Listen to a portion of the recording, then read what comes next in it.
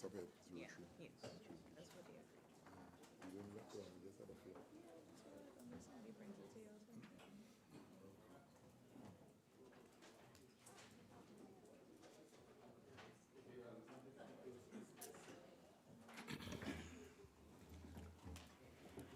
Okay, members, we'll resume. Standing Finance Committee. And we are at subhead 03, minor equipment purchases. And we'll continue with the Ministry of Education. Page 178 of draft estimate, details of estimates of recurrent expenditure, financial year 2019, page 178. Item 001, General Administration, page 178. Item 006, Primary Education, page 178. Item 007, District Services Division, page 178. Item 008, Rudranath Kapileo Learning Resource Center, page 179. Item 009, Early Childhood Care and Education Unit, page 179. Item 010, General Administration, TEST, page 179. Subhead 04, Current Transfers and Subsidies, page 179. Item 001, Regional Bodies. I recognize Shagonas East. Thank you very much, Mr. Chair. Oh, Tim, you come back? Yeah, okay. You want to see? Yes, thank you. Line item 01, the significant reduction by 10.4 for CXE. Honorable Minister, might you be able to give us a little explanation? Minister of Education.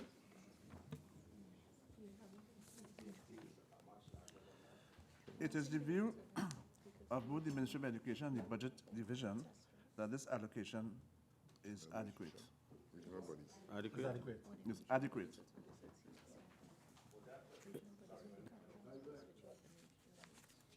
Kearney East. Put on your mic, please. What? Yeah, well, no, they put it on from where they are. What examinations would that entail? Does that entail the SEA and CSEC and CAPE? Because from my understanding, that was close to about 50 million in the past. And I am only seeing about 11 million now. So, Minister, that is a little bit confusing. Minister of Education. Yeah. The annual contribution for 2 years, that contribution was made to the CXC budget. The allocation should be sufficient for the 2019 allocation, which I just stated, and it will involve all the areas that fall under the jurisdiction of the Caribbean Examinations Council. Okay, so what are you saying then, that you would have paid a lot more upfront, and this is what is just needed for this year to cover it? This was the case, yes. All right. I just one more question on that. Have you all resolved the issue with tutor on this issue about that, whether the Caribbean Examination Council will undertake those SBAs or the teachers? Yeah, that is important. You need to... Well, we relied on the opinion of the CPO. The CPO gave us her opinion in writing, and I understand that the union has taken out a pre-action protocol letter addressed to the CPO. As you would know, a pre-action protocol letter is really an initial submission. Okay, we no need to go further. I understand what is going on. Okay. Right. Item 002, Commonwealth Bodies, page 180. Shugona Sis. Thank you, Mr. Chair. Honorable Minister, could you tell us who now sits on behalf of Trinidad and Tobago on the call? On the? Call. Yeah, comment of Comment the of name? land, yeah, on the board. I know we used to have somebody on the board representing the country now. Yeah, I'm not sure whether we have a representative on the see, but I'll find that, I'll interrogate that, I'll get that Okay. to you. Okay. Carney East, you have a question? 31, Yeah. United Nations? No. Yeah, UNESCO, Minister, do you have your board? No, hold for- on, 1 second, no, Yeah. I'm now going to. All right. Item 003, United Nations Organizations, page 180. Proceed, Carney East. Well, it's good to see a little increase in it, but Minister, you have a, do you have a board for UNESCO now operating? Yes, we have a chairman. All right. What, And we have what a about board. the entire board? Yes, we have a board, yes. Okay. Shogunas East, you have, your mic is on, you have a question? Oh, sorry. Okay. Item 004, International Bodies, page 180. Item, One question. Carney East. Rudy, go ahead. OECD, Minister, there was some allocation for the previous years, but nothing for 18 and 19. Have we moved out of the membership on the OECD from the education perspective? Mr. Minister. Yes, you know, we were affiliated with the PISA, and that was completed in 2015. Right. And this is why we have no allocation now. But PISA continues to do the work basically every 2 or 3 years. Will you have intentions of going back Yes, and? not only PISA, but PISA and PEARLS. Pearl, yeah. Those two. Okay, so when the time comes, you will probably Yeah, have of some course. funding for it? Okay. Item 006, Educational Institutions, pages 181 and 182. Yes, after Minister, after. All right, I'll go first. Okay, Carney East. The grants to assisted secondary schools, Minister, both ministers. Recently, the Association of Denominational Boards, the PRO, released some information that they had not received the funding for assisted secondary and primary schools. Not all the funding that was needed. In fact, the Ministry of Education owed them a lot of money. What comment you have to make on that there? Minister. I have been informed by our DFA that those payments have been made, but I'll just try to verify that. Just give me 1 minute. Yeah, you have your DFA right there. Okay, that is correct. All payments have been made to the denominational bodies. So the statement recently by the denominational board's PRO, that has been settled, the issue has been settled? Yes, that issue has been settled. Okay. Shogunas East. Thank you, Mr. Chair. Honorable Minister, line item 27. Could you give us an explanation as to why that 2.631 million decrease? And Because- sorry. Yeah, go ahead, sir. Simply because we have not yet purchased any textbooks for the use in both our primary and our secondary schools. About all over a year, we appointed the LMEC committee, Learning Materials and Evaluation Committee, and they are doing an evaluation of our textbooks. We are moving away from what happened before, where we had the free choice, because we found that this was shrouded in some undesirable activities. And we are now relying on this new committee so that we can have the textbooks that will be used in both our primary and secondary schools up to a certain standard. Can I continue? Shogunas East, go ahead, subsequent. Do you have any outstanding payments to the publishers? Yes, yes. Could you tell us how many and what's the amount? I'll have to give that information subsequently. Okay. Shogunas East, same Okay. page. It was on that page, so I'm finished. Boards, Minister, secondary schools. Line item 22, go ahead. How many boards you have now, and when is their term expiring? Mr. Minister. At present, we have been writing to the principals of all the government secondary schools, asking them to ensure that local school boards are instituted and implemented in all those schools. But it comes with a cabinet note. Well, yes, the cabinet had already agreed that these local school boards, representing both primary and secondary schools, should be put in place in all those schools. So you don't have any for the government secondary schools at the moment? They're being constituted. A number of schools have already put in place the school boards, but there are others that we have written to the principals asking them to ensure that those boards are constituted. Well, as I'm on that, if you want to comment on the primary schools as well. It's the same situation with the primary schools. Huh?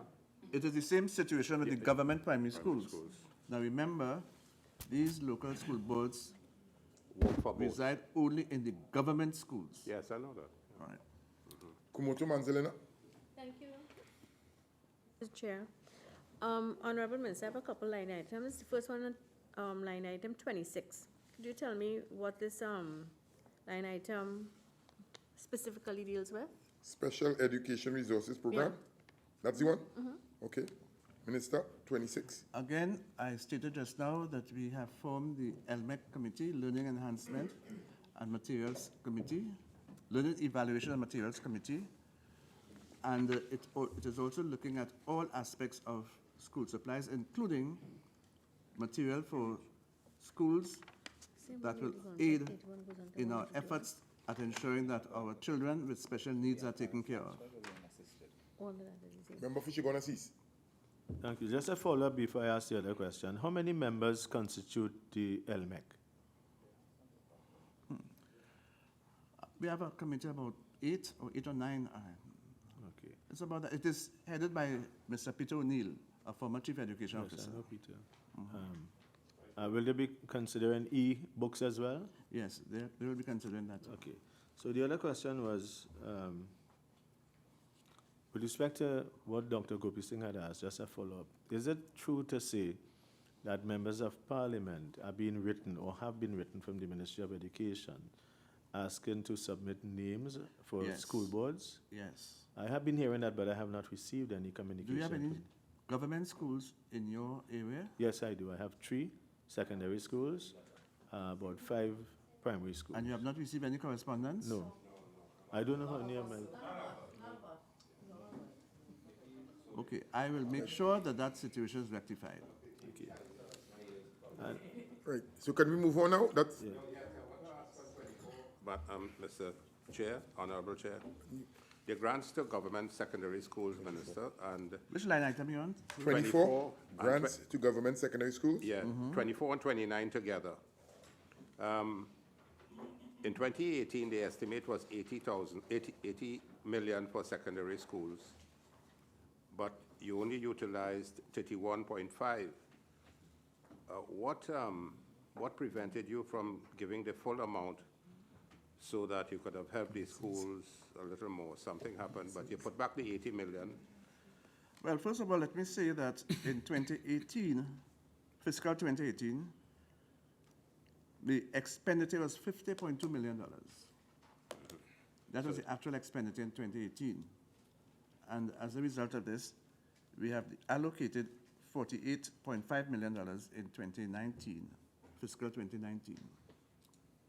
No, you go back to your original amount that you had estimated in 2018.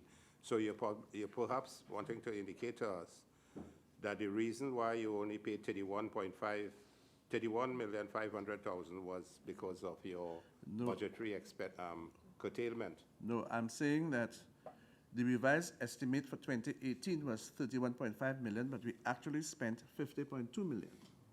Okay.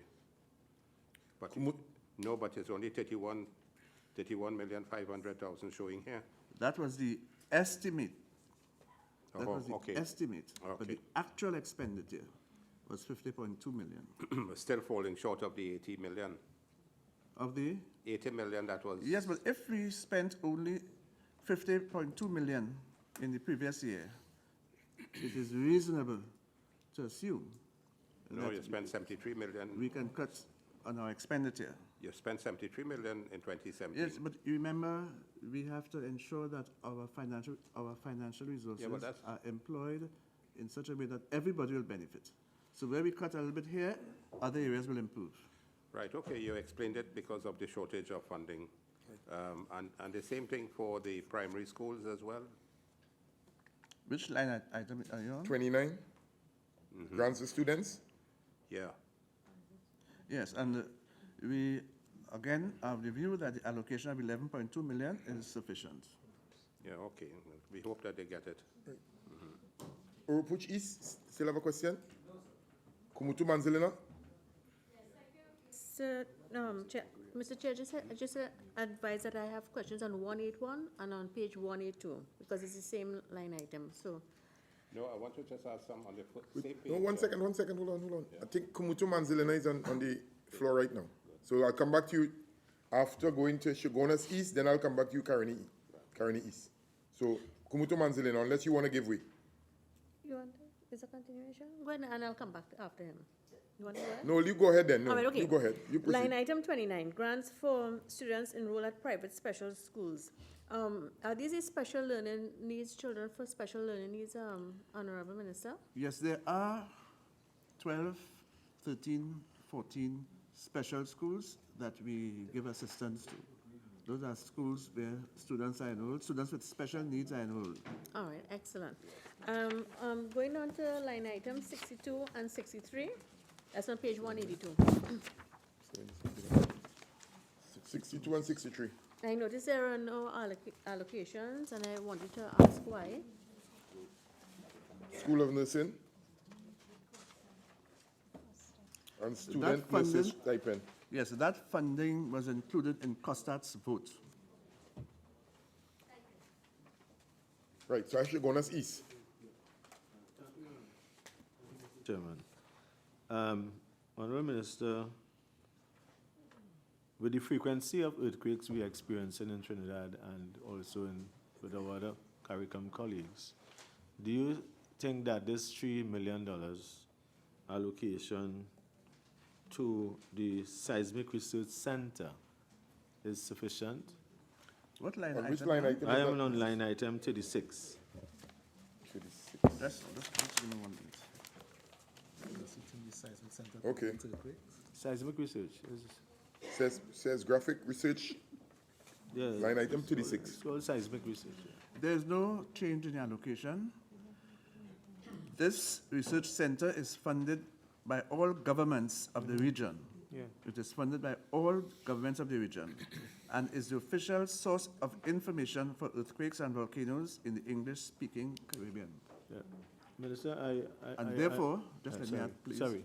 And therefore, it is not only funding from the government of Trinidad and Tobago that is relied on, but all English-speaking countries in the Caribbean. And therefore, this allocation of $3 million is considered adequate.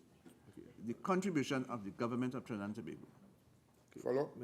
Minister, as you know, when you attend these campus committee meetings, the various ones, many of the CARICOM countries do not pay up their contribution. So I was just raising that in the context of whether you thought this was sufficient. Well, you did say it's sufficient. With respect to line item 38, the Council for Legal Education, are you making any provisions in here for their presence at the UWI Penal DB campus? You Which know, is a law, sorry? We spoke about this over and over. The Penal DB campus is the sole responsibility of the University of the West Indies. So, Minister, although the Penal DB campus is the responsibility for the operational part of it by UWI, as Minister of Education, you have responsibility for the UWI. And I want you to answer the question, and I'm asking it very politely. What is the question? Pose the question again. Yeah, I'm posing the question. You said earlier on, and I just want to ask you whether, as Minister with responsibility for UWI, will you be utilizing the Penal DB campus before or within this fiscal year ending on the 30th of September 2019? That's a totally different question that you're asking now. The first question you asked was whether we would make allocation for students who are studying law at that campus. Now you're asking something totally No, you're asking too, because the campus is a law, when the bill was a law faculty campus. For me to answer you correctly, I must know the question that you're asking. Okay, so I asked two So questions. which question, Mr. Minister? First of all, have you made any allocations? One at a time. Let's deal with one at a time. Right. In this 20 million that you have here for the Council for Legal Education, will this incorporate the extension of the council to be utilized in the Penal DB campus for this fiscal year? Well, first of all, the University of the West Indies itself has not determined what they're going to use the Pinel Okay. debate campus for. The next question is, as minister with responsibility for UWI, will you be utilizing, through discussion with UWI, the Pinal DB campus before the end of September 2019? Mr. Well, Minister. I can't answer that question now. That has to be on the basis of discussions at Well- the level of the principal and staff of the University of the West Indies. Well, Minister, let me help you. No, what, no. No, hold listen. on. I'm asking a question again. One right? So, second, one I- second. You're asking another question. Okay. Right, so proceed. All right, let me just contextualize the question. It is within the context of direct services, University of the West Indies. And you indicated that that is for the University of the West Indies. You're the minister. In fact, you have two ministers. And you're the minister with responsibility with UWI. I have in my possession an advertisement, so I'll ask the question again. Are you aware that the School of Education, the Faculty of Humanities and Education, will be utilizing the Pinal DB campus from January 2019, sir? I am not aware of that. Well, I am aware of it. And, Right. and I'm asking the question again. And I'm answering you, I'm not aware of that.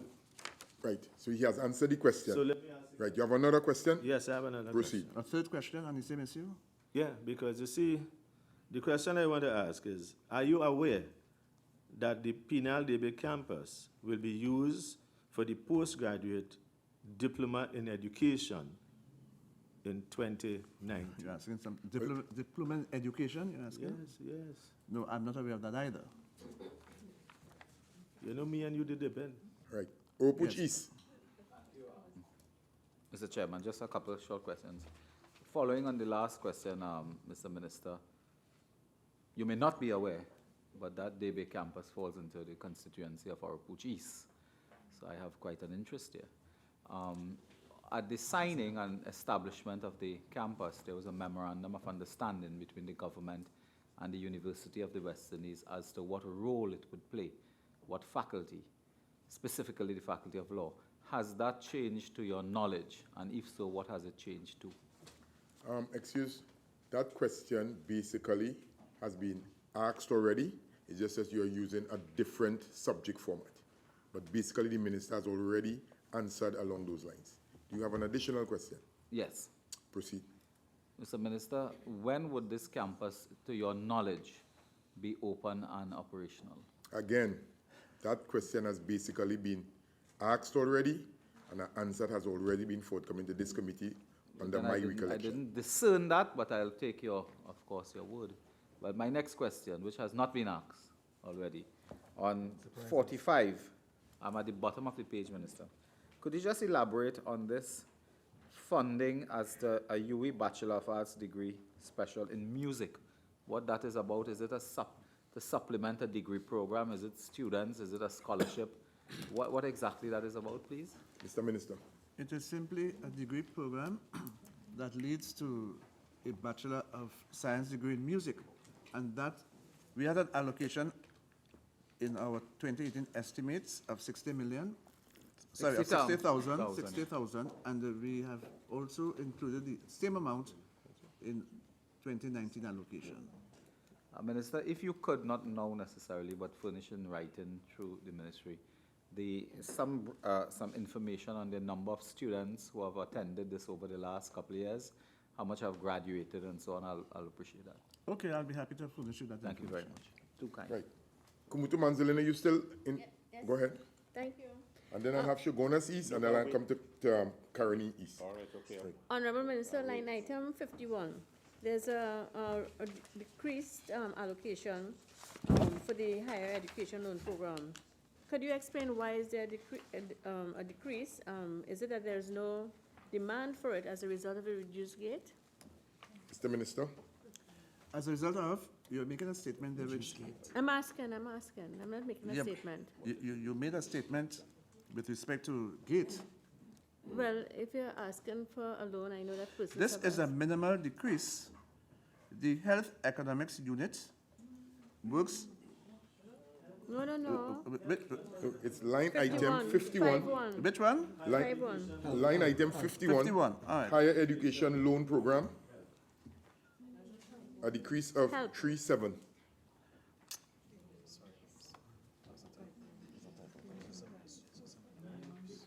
It's a minimal decrease. Okay, what's your question? I know. I have a it's note here decrease. which I was told that it was wrongly placed here. It was wrongly placed? Placed here. This is a note I have here.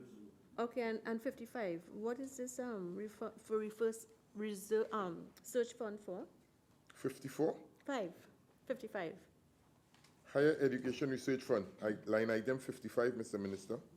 There is a 300,000 increase. Yes, this unit was responsible for managing the fund, and it is now under review. This unit is under review, and as a result, $300,000 has been allocated.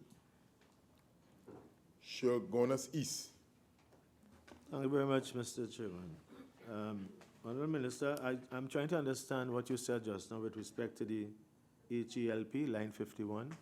You said it was wrongly placed? I attempted to say something just now, and I was informed that the note that I have here was wrongly placed. Oh, your note? Yes. Okay, very good. In that case, let me read the right note, line item 46.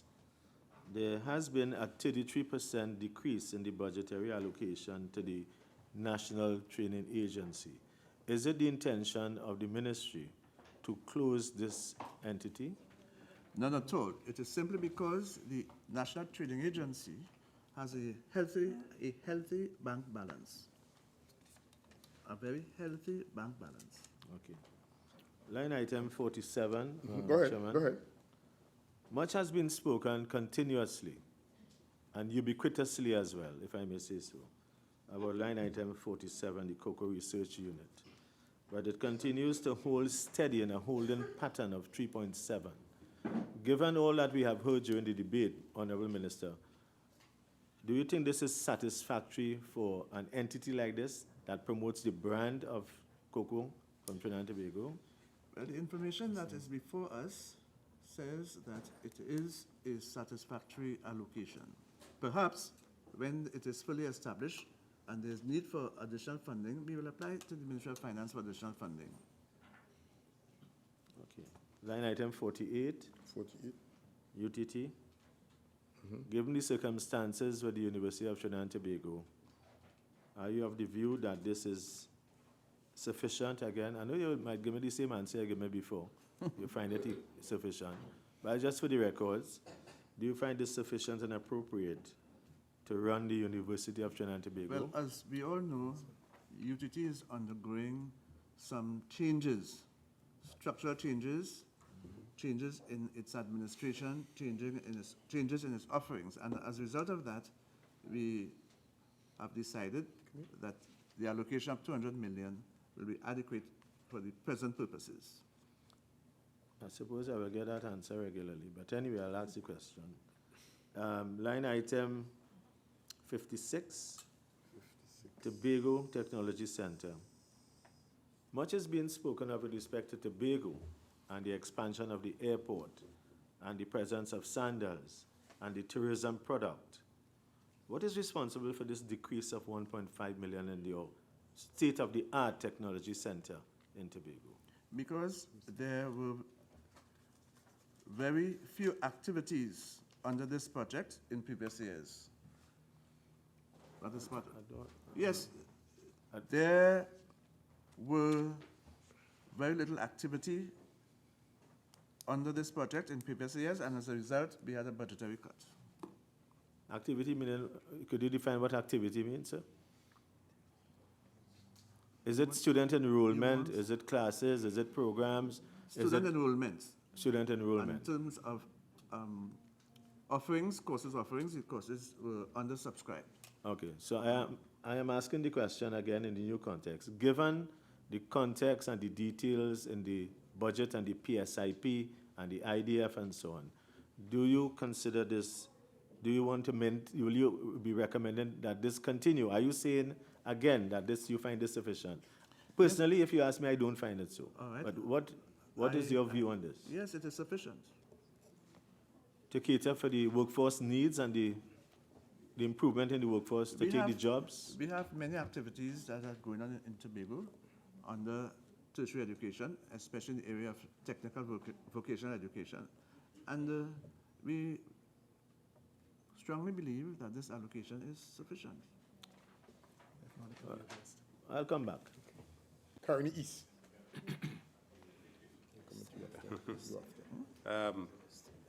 Line item 31, the UWI Family Development Center for Early Childhood Care and So Development. that's, sorry, Line item 31. 31.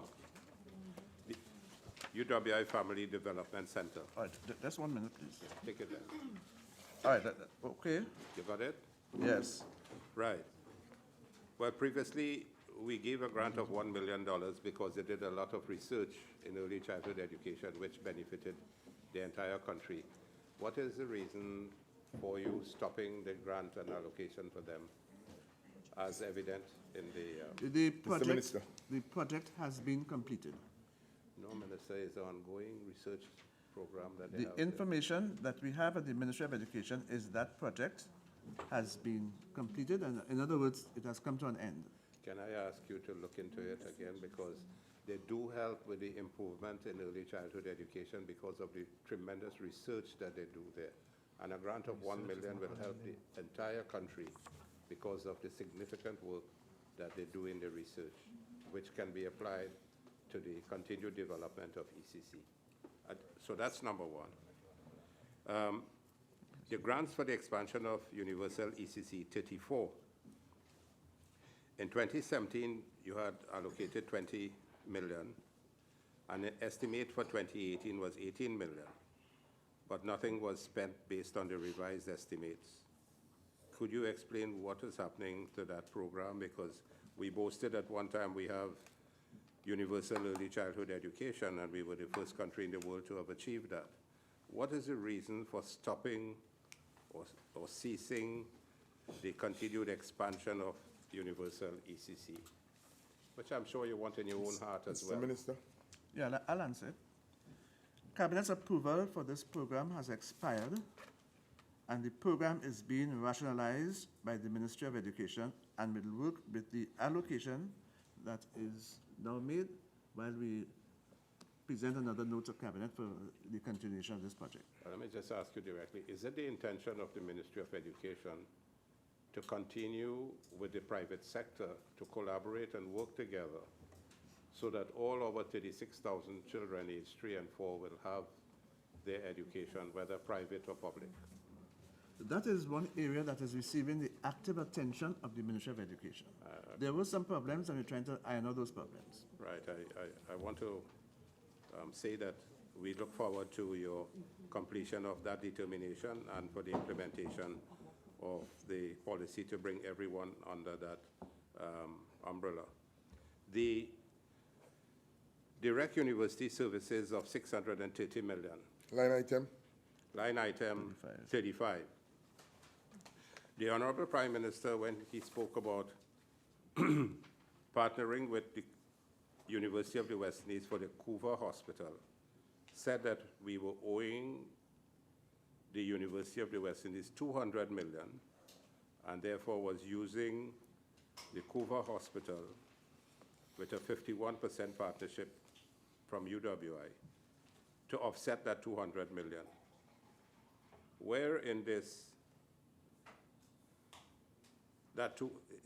why couldn't that have been part of this line item, give them the 200 million, and make sure that the Couva Hospital, for which is worth $2 billion. Could we get a question, please, Mr. Honorable Member? All right. And cut what tuition? What's the question? Why Hold on, Mr. Minister. is, you have a direct thing of 630 to UWI. Why did you not incorporate the money that you owed of 200 million into that and have an allocation of 830 million? Okay, let me answer the question. First of all, the arrangements with respect to the Couva Hospital, those arrangements are separate and apart from this allocation that covers nationals of Trinidad and Tobago who are enrolled either St. Augustine, Mona, or Cave Hill. So they are absolutely two different areas here, and we did not want to commingle them. We didn't want to join them together. The Cuba Hospital and the University of, the Cuba Hospital, yes, under the jurisdiction of this government and the University of the West Indies, discussions are still ongoing with respect to how we're going to utilize those resources. Minister, can I just ask you then, the statement by the government of owing UWI 200 million, what do they owe them for? What are they owed for? If it is not the The same. government of Trinidad and Tobago, as other Caribbean governments, they are always in arrears, but I'm not sure whether the quantum is as much as 200 million. Carol? Sorry? That's what your Prime Minister. Okay. 50 million. The total is 50 million, not 200 million. How much? 50. But your Prime Minister said. So I'm in saying Parliament here, our 200 technical officers at the Ministry of Education have informed me that the money that is owing is $50 million. Member for Pointe-a-Pierre.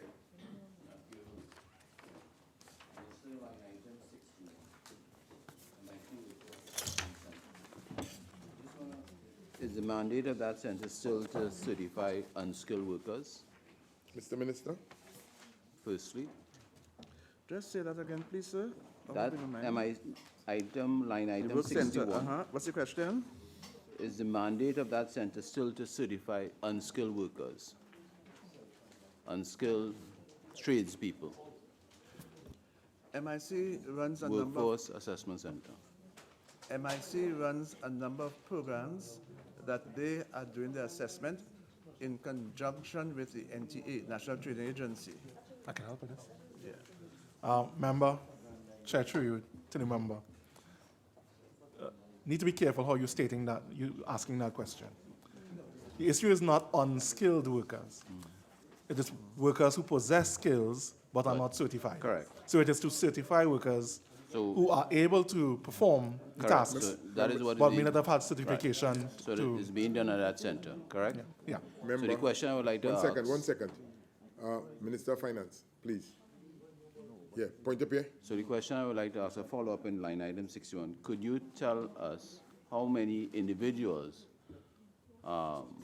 skilled and were certified during that center for the last fiscal year? Have that information, Mr. Minister? We'll supply that information to you, okay? Thank you. And I have some other questions. Okay, go ahead. Line items 62 and 63, Minister. In 2018, you would have School of Nursing, 62. 4.8 million would have been budgeted. Nothing was spent and nothing for 2019. And also, line item 63, student nurses stipend, 3.870 million, not utilized and nothing budgeted. Those two line items, what became of those two line items? That allocation has been included in COSTAT's allocation. So it has been So it was removed from the transferred to Ministry of COSTAT. Education, and it is now with COSTAT. Okay. Or those allocations, both. Shimona Sis, still have your question? All right, and then I'll come to Caroni East. Thank you very much. Honorable Minister, line item 57, the Chaguanas Technology Center. You have an allocation of 3 million, an increase of 1.5. Could you tell us what is happening? What is this money going to be expended on? Mr. Minister? It is an effort to have the institution fund itself.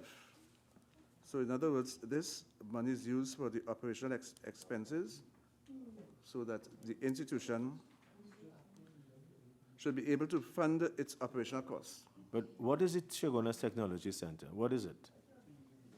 It is, it is one of the centers similar to the technology center in Laventille. And where is it? Yeah, we're in Chaguanas. It's in Woodford Lodge in Chaguanas. I just want to ask if this sum that we have identified here is for the construction of the MIC Institute of Technology in Chaguanas, in the same compound as the NESC and No, YTEP. No. So where is this going to be? It's in Woodford Lodge, as I just said. It is located there? Yes. Could you point me as to how to find it? Because there's no such thing as, this is called the Shogunas Technology Center. What we did is we had an allocation for the entire facility, and the one that is missing, that will be called the Shogunas Technology Center, was the MIC Institute of Technology. YTEP has 3 buildings there, NESC has 1 building, and the only one missing is the, so I'm asking, is this in your view? I will supply detailed information on that Very good, okay. shortly. Okay. Right, thank you very much. Carney East. Number 41 and 44, line items. 41 is the EWMSC, 27 million. Could you just give us an indication what we are paying EWMSC for, that with that 27? Just say again, I'm having some Line difficulty. item 41. Yes. The 1 second. I'm having some difficulty. The members on the government bench, the front row of the government bench, please. Faris. Again, you all are free to discuss it also on the outside, if possible, right? I'm trying to hear the member down on that thing. Carney East, proceed. Line item 41, EWMSC, 27 million allocation. Could you just give us understanding what that allocation for? Line item 41, Eric Williams, Science Complex, Yeah. 27 million. It is an allocation for Trinidad and Tobago nationals who are enrolled at the Faculty of Medical Sciences at UWI, St. Augustine. It represents 50% of tuition fees. Okay. But you give a grant to the University of the West Indies of 630 million Yes. as well. That's correct, yes. So this is separate just Yes, for the medicine. Yes, there's a special arrangement for Trinidad and Tobago students. Yes. Okay. And last one there, Scholars, the scholars. subsidies to the students. What is that subsidy about? Line item 44. 44. 18 million. Non-scholars.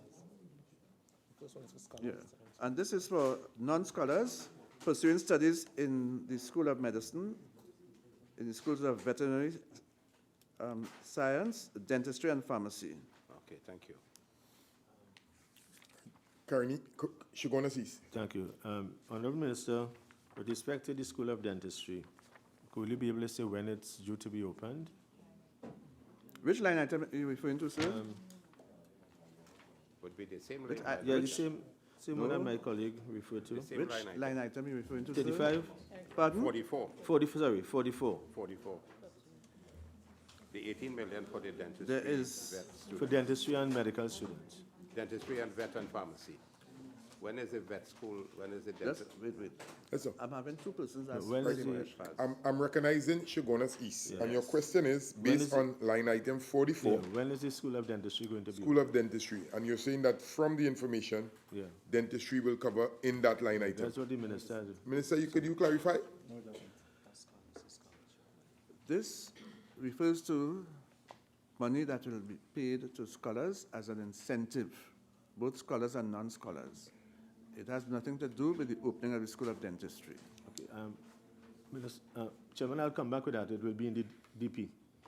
So I'll come back in the DP and ask that same question. All right. So item 007, households, page 183. Item 009, other transfers, Yeah, page just now, 184. Just now. 07, okay. 183, proceed. Honourable Minister, line item 19.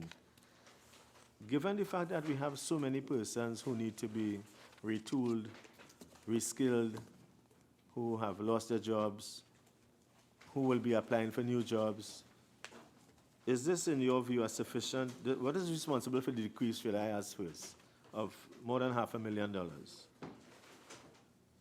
It is simply a question of funding. And because we had to balance the budget, there are some areas where we had to have a decrease. And if I may just continue, and in that regard, $30 million are allocated to 2, if I may describe it as non-core but important programs, the HYPE and the MUST. Which line item are you referring to? Those will be line items 20 and 22. So it's 19, 20, 22. Or you're asking those three? Yes, okay, what is your question now? The non-core? No, I'm saying that for the organization itself, these are additional programs, and I'm aware when these were established. And given the circumstances, because we'll have an opportunity through these discussions for possibly the Minister of Finance to review when he, at some point in time. But given the circumstances of displaced workers in this country, I'm asking, and you told me it's because of budgetary allocations. I want to humbly suggest that, and if I may ask, that you have a reconsideration of this amount. Well, that is exactly the point I was going to make. In that, in our midterm review, depending on how things go, we will make representations for an increase in the allocation. Just line item 27, the My Part program. Do you have an idea, Sir Minister, how many persons are now enrolled in that program? And what is where is the center for this program? Mr. Minister?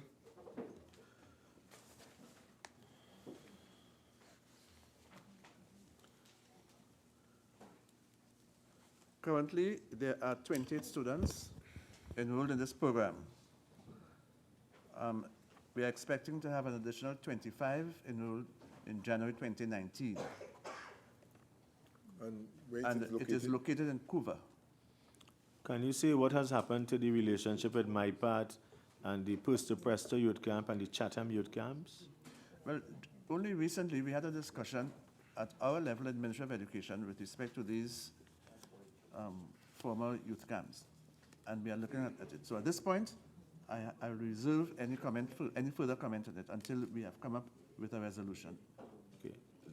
Do you plan, Minister, given that from my information, there are about 400 persons who are waiting to be engaged or to hope to join the My Part program, do you have any alternative accommodation that you can have these Well, as I classes? said, we are discussing this at the level of the Ministry of Education, and we'll come up with something as soon as possible. Okay. It is under discussion. Okay, line item 28, bursaries and financial assistance. Is this the program that was the FASP? Mr. Minister? Yes, that's Line all. item 28. Line item 28, And what, the F what? the FASP? Financial Assistance Studies Program, FASP. FASB, okay.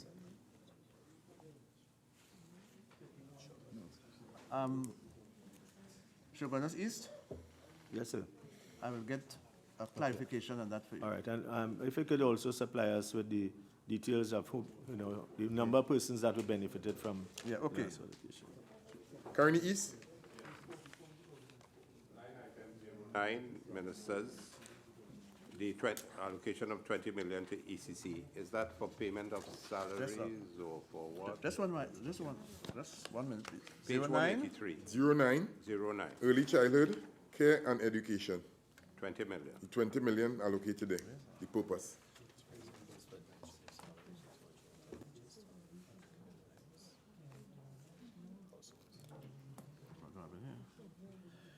It is for salaries,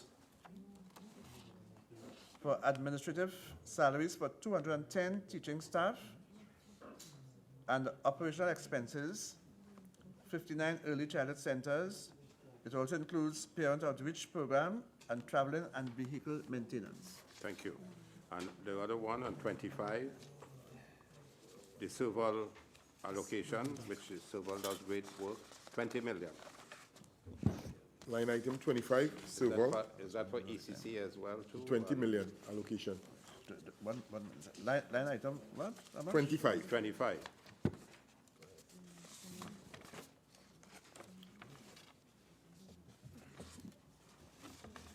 You have it there? Oh, yes, okay. 20 million allocation, the purpose. Okay, what is your question, sir? Now, what is it being used for? Because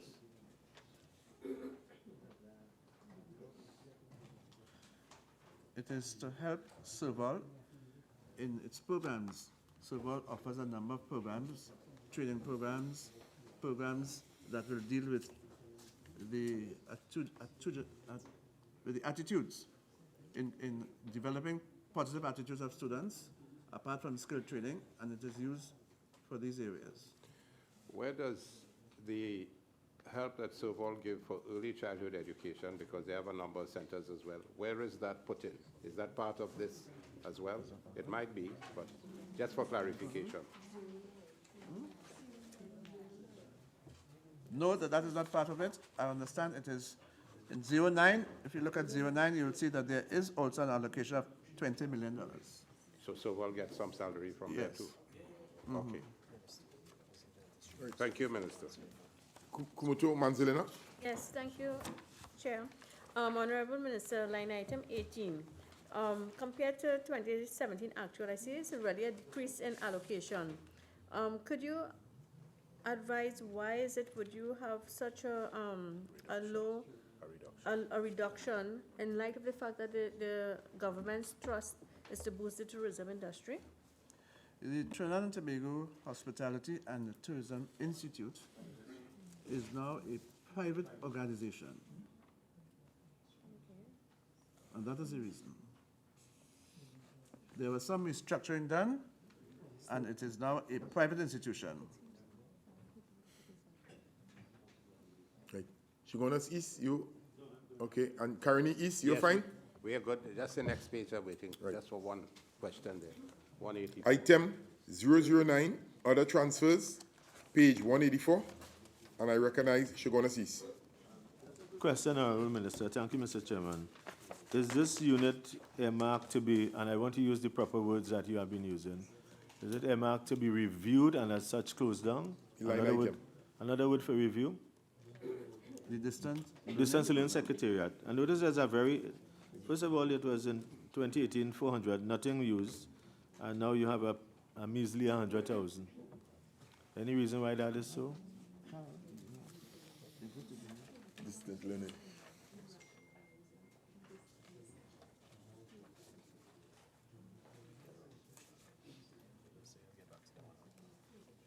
all right, it is our attempt at rationalizing this program.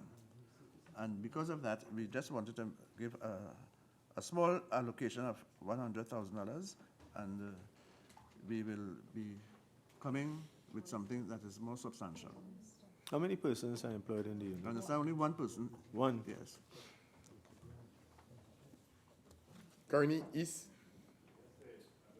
011 transfers to state enterprises. No, I'm going to that now. All right. So can we just, Item, no, let me identify it first. Item 011, transfers to state enterprises, same page 184. Proceed, Karani East. line item 02, Ministers, NSDSL, the School Feeding Services Department. You were allocated $156 million in 2018, and you spent that, which was, but there were lots of complaints by caterers and so on that they were not paid, and they were owing for months. I know you tried your best to see. Do you think this $200 million will be enough based on what has happened last year? Because to my experience and knowledge, that used to cost about $236 million. Mr. Minister? This is what we were given by the Ministry of Finance, and we will try our best to make do with this amount. What has been happening is that at the level of the Ministry of Education, we had appointed a committee to look into this whole program, and that committee comprised all our stakeholders, all our major stakeholders.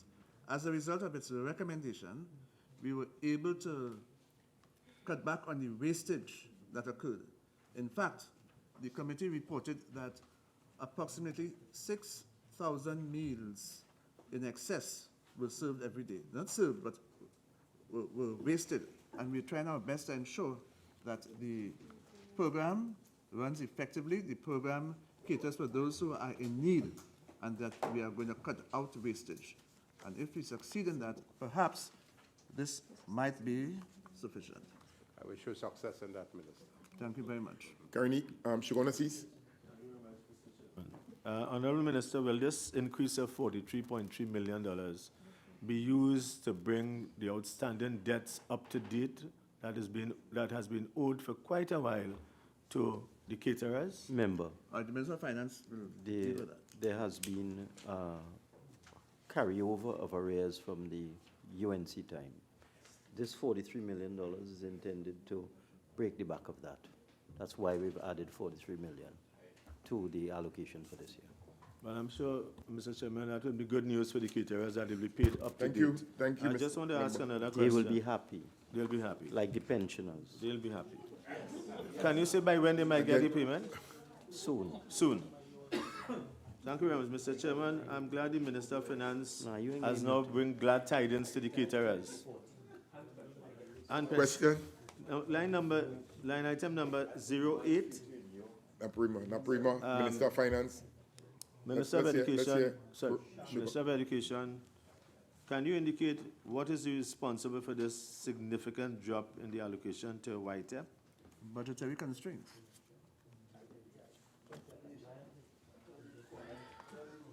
And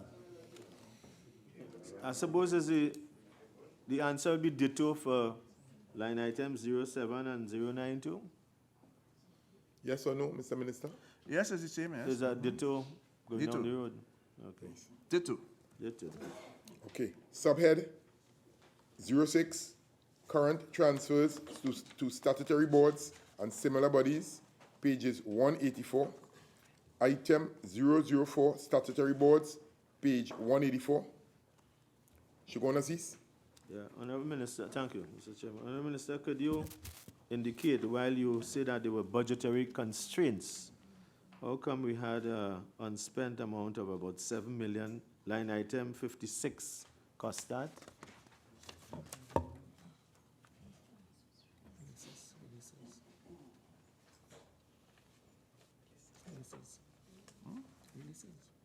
Mr. Minister?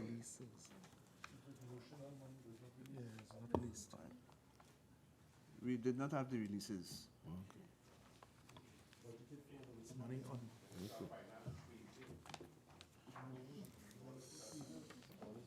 Just one item, if I could. I know that that COSTAT has a allocation of 153.7. Could you just confirm, I seem to forget what's the figure.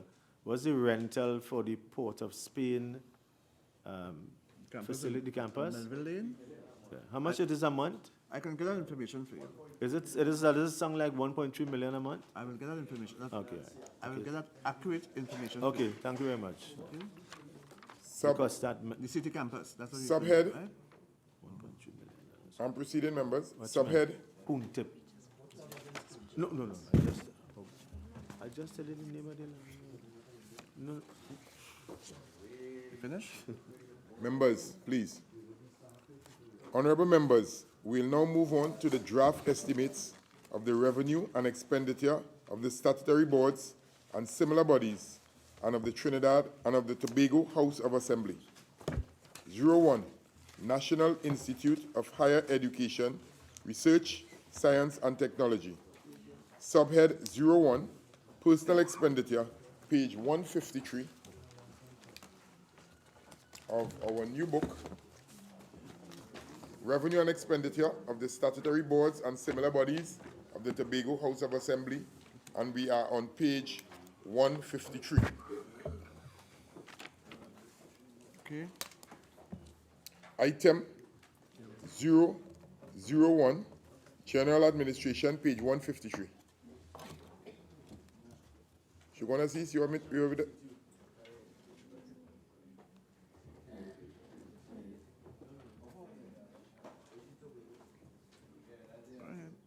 Chief Whip, I'm moving on. Subhead 02, Goods and Services, page 153. Item 001, General Administration, pages 153 and 154. Subhead 04, Current Transfers and Subsidies, page 154.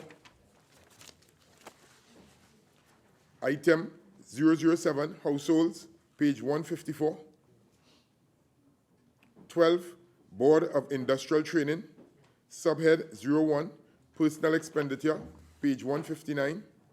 Item 001, General Administration, page 159. Subhead 02, Goods and Services, page 159. Item 001, General Administration, page 159. Subhead 04, Current Transfers and Subsidies, page 159. Item 009, Other Transfers, page 159. 13, Trinidad and Tobago, National Commission for UNESCO. Subhead 01, Personal Expenditure, page 164. Item 001, General Administration, page 164. Subhead 02, Goods and Services, page 164. Item 001, General Administration, page 164. Subhead 03, Minor Equipment Purchases, page 164. Item 001, General Administration, page 164. 56, College of Science, Technology, and Applied Arts of Trinidad and Tobago. Subhead 01, Personal Expenditure, page 169. Item 001, General Administration, page 169. Subhead 02, Goods and Services, page 169. Item 001, General Administration, page 169. Subhead 03, Minor Equipment Purchases, page 170. Item 001, General Administration, page 170. Subhead 04, Current Transfers and Subsidies, page 170. Item 006,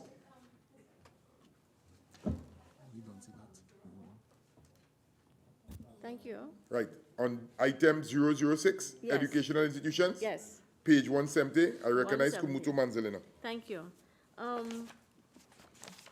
Minister, on line item 006, I have no choice but to bring it here. I see nothing for new schools, for schools being rebuilt, particularly in my area where I have, Schools. yeah, it's primary schools. I'm Now finding a you want line item. 006, Educational Institutions, Educational and you want to be institutions. specific to your area. My area in particular, I'm asking. Kumutu there are two Manzelina. schools. There are Mr. two Minister, schools. any information for the member? We have dealt with this in a separate, No. separately. This, we are dealing with, subhead, is under COSTAT, number 56. Yeah, I know. And therefore, it does not relate to the building of primary schools. You will not find it here. I haven't found it anywhere, that's why No, I'm but you'll raising not it. find- Thank you, I'm saying- thank you, Chair. Thanks, members. You will not find it here. Amazing. Item 007, Households, page 170. Honorable members, we will now move on to the draft estimates of the development program. And it's a different book, development program. New book. And we're on page 61. Subhead 09, Development Program, Consolidated Fund, page 61. Item 003, Economic Infrastructure, pages 61 and 62. Shogunas East. Thank you, Mr. Chairman. Honorable Minister, might you be able to give us some information with respect to 001, support to non-university tertiary education? What is this? Just say that again, 001? Yeah, on page 61. Support to non-university tertiary education. Yes, sir. Right, and you'd like a breakdown of If you could give us an idea as to what that involves. what it entails.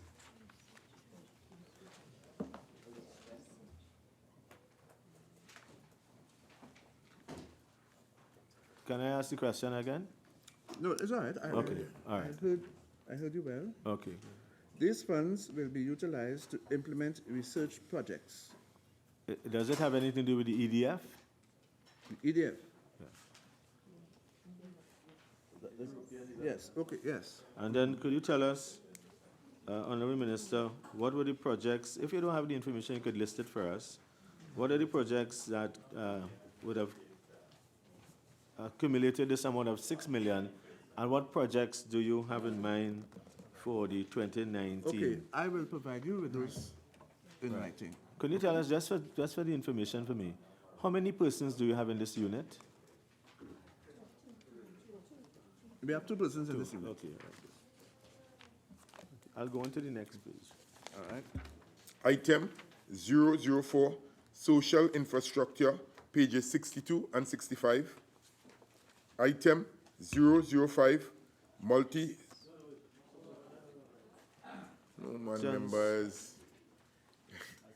62 and No, but 65. I I'm on raise up, I look, and I head back to read. So we are on 62, 61 and 62. 004. 004, social infrastructure. Right. Proceed. Honorable Minister, could you just give us some information with respect to vocational and technical for that 2 million? You have the Diego Martin Center, and you have, 004? yeah, 004? yeah.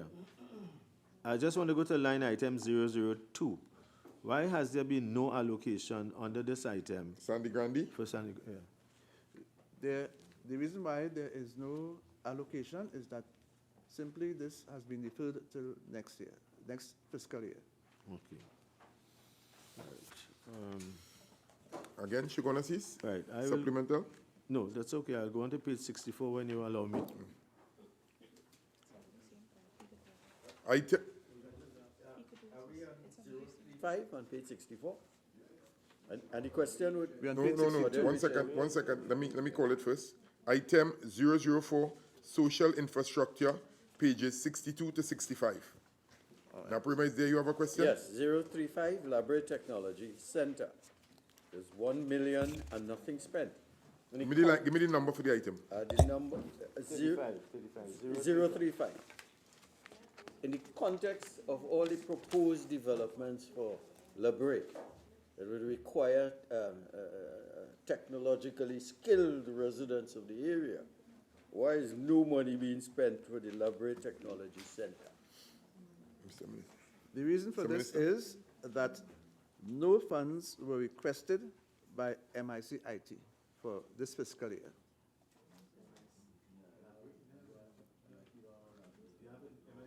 Yes, sir.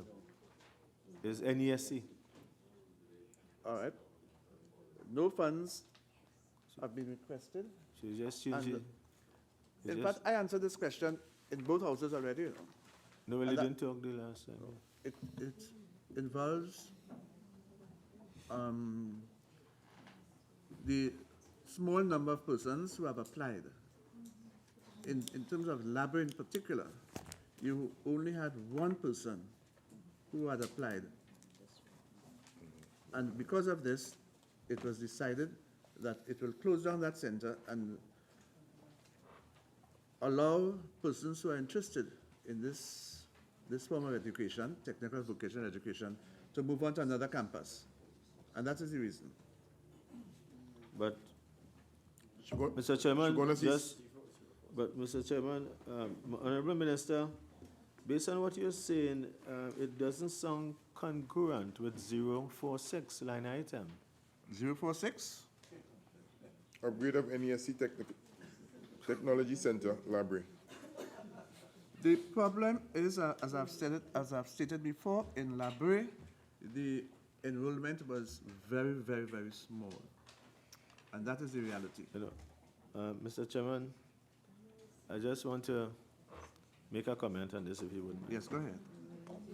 One of the highlights of the presentation by the Minister of Finance in the 2019 budget that has been spoken of so often is the maritime facility, the dry dock down at Labray. I mean, you have to be able to utilize all the infrastructure you have there. Okay. But let me just ask the other question with your permission. Honorable Minister, can I go to line item 025? And you have an estimate there for 2019 of 15 million for the Aviation Institute of UTT. Can you say when this facility will be opened fully for the students who are now housed at the UTT Point Lisa's campus? Okay.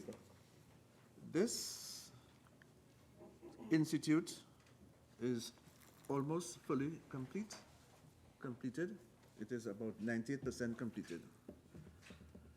The ACCT visited the site only last Friday, and UTT is awaiting a response from the Accreditation Council of Trinidad and Tobago with respect to giving accreditation to this campus.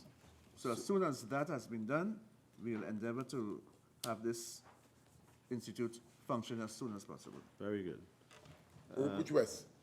We'll even invite you. Honorable Minister, line 012, St. Martin Technology Center, 2018 Just, estimate 1 million. I just need to know, 1, 2. What page you on? Sorry? Or which West? What page you on? page 63, you are there, page 63? Page 63. Yeah. You, 012? okay. Proceed. Yes. St. Madeleine? Yes, St. Martin Technology Center. I'm seeing 2018 estimate was 1 million. I need to know what's the status of this center, and perhaps I could take it collectively with 020, construction of hall of residences with Srini, same 1 million and nothing, no allocation again, and 021, Mayara Skills and Technology Center, all three. Okay, Is let it- me take one at a time. Right. Okay? So Yeah. 012 St. Madeleine. St. Madeleine, funds were not requested by NESC. It falls under the same category that I tried to explain just now, in that enrollment has been very poor. Right. Also, Mr. Minister, for 020, construction of hall of residence for trainees, line 020, Yeah. That project has been completed. and now line item 021, Mayaro Skills and Technology Center.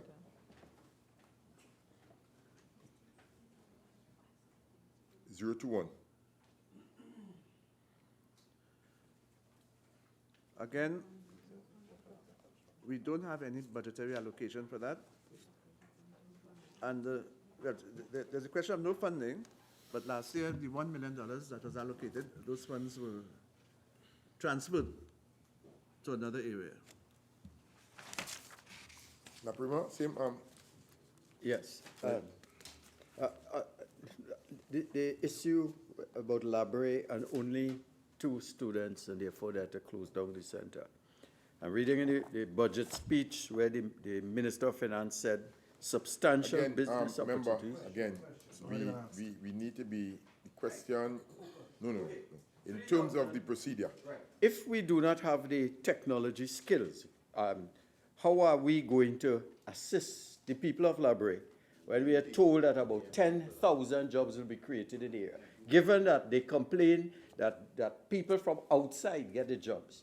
And that has been an ongoing problem in And the library. question is- So would the minister reconsider, I'm just asking, would he reconsider the provision of technical vocational education in the library area? You get an answer, Mr. Minister? Right, I'm sure the member is aware that education need not be just specifically housed in any single community. People do travel from place to place to learn, and I'm sure that they can access the education that they need. There are a number of skills training areas not too far, at Point Fortin, at Pinal. So we can reconsider, Yeah. but it is not the case that there is no education to be provided anywhere close. Right. But an effort will be made to ensure that they access the opportunities. just let me add on that. The NESC is rationalizing its operations. And because of this, a few centers had to be closed down because of low enrollment. However, it does not mean that they're not going to continue in the area of technical vocations offerings. Shugona cease. Thank you, Mr. Chairman. Honorable Minister, this is connected with an earlier question I asked, so it's line item 032. Can you tell us what that 5 million estimate for 2019 is about? The establishment of a training facility in Shogunas, Yeah.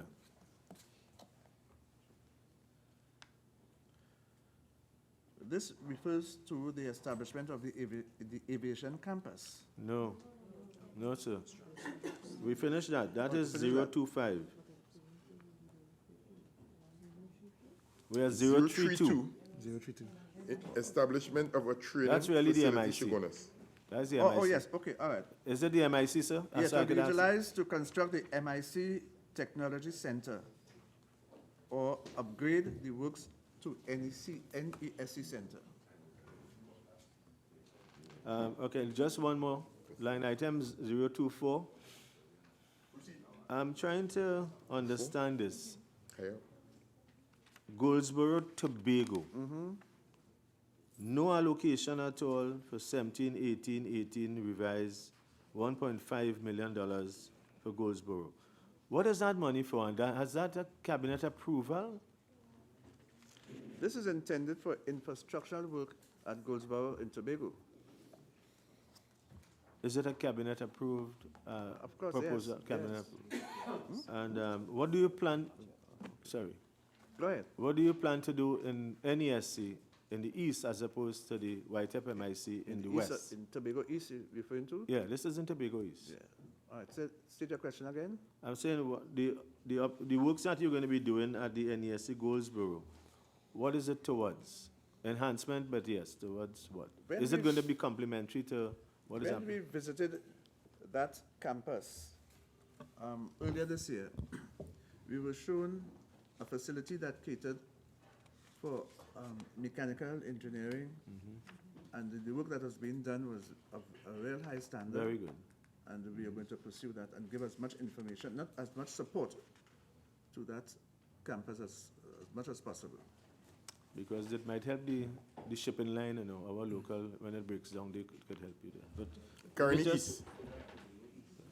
Page 63, Honorable Ministers, line item 008.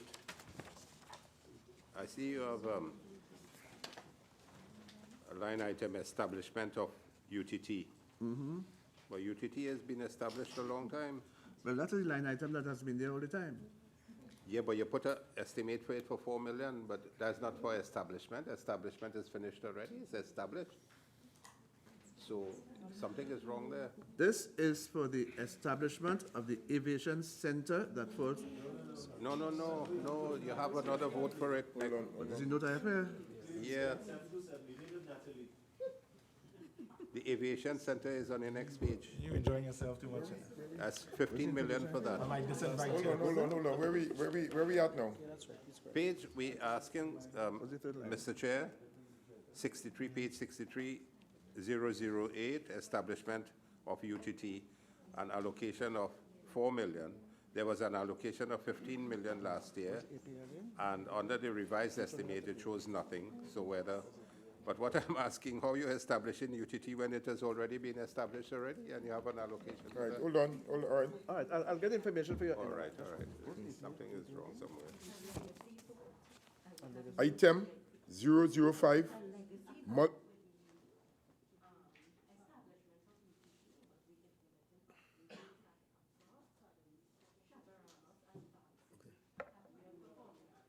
you, For the performing okay, arts, Mr. Minister, go ahead. It's a legacy vote. it's a legacy note. It's a legacy note. Legacy vote. A legacy vote, yes, legacy vote. All right, okay. Okay. Chair, I crave your indulgence just for 039 on page 64. 039, Yeah, on page 64. El Dorado Academy of Nursing and Allied Health.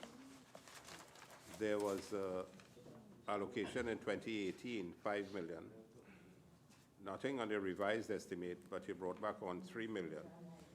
So what had happened to it last year? Was there no training, no support for it?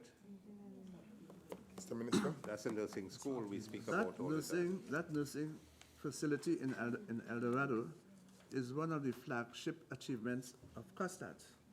Of a PPP.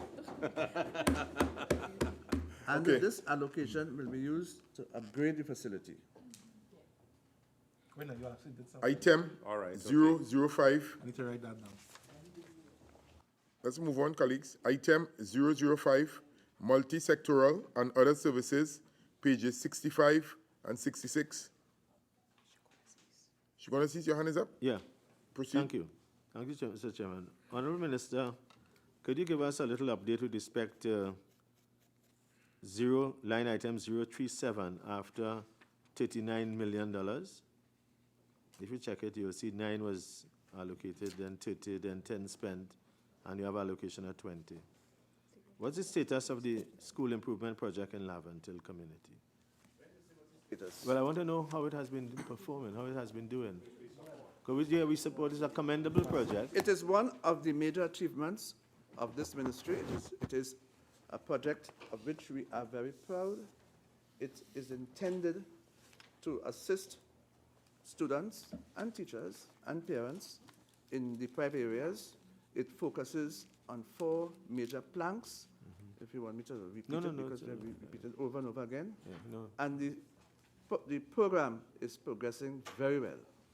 The reason why I asked too is, and the question is, I hope there will be consideration for the enterprise improvement project. All right, But the question really is this. Line item 023, line item 023, School of Dentistry, and I'm asking it here because we wasn't able to ask it in the previous time. What's the status of it? Is it fully completed? Is it completed and outfitted? And when will it be opened? I could tell you the cost of it.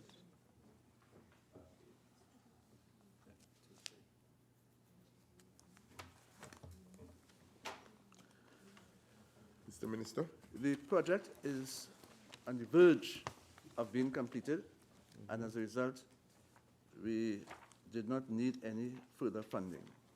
Okay, so you're expecting this fiscal, The program it will be fully completed? The project and will be open. completed, yes. Okay, just item 024, upgrade of the campus sewer collection system.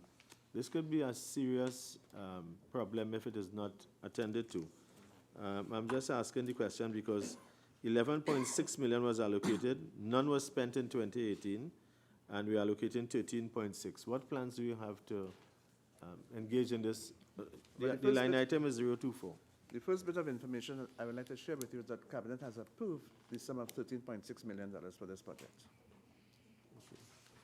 So, okay. So therefore the upgrade will take effect? Yes, of course, yes. And Opuchis, you have a question? Thank you. Mr. Minister, thank you for the information so far, and I'm very distressed that I didn't hear you speak in the budget debate. But let me see, I'm on page 65. I'm on page 65, 016. That's where I am.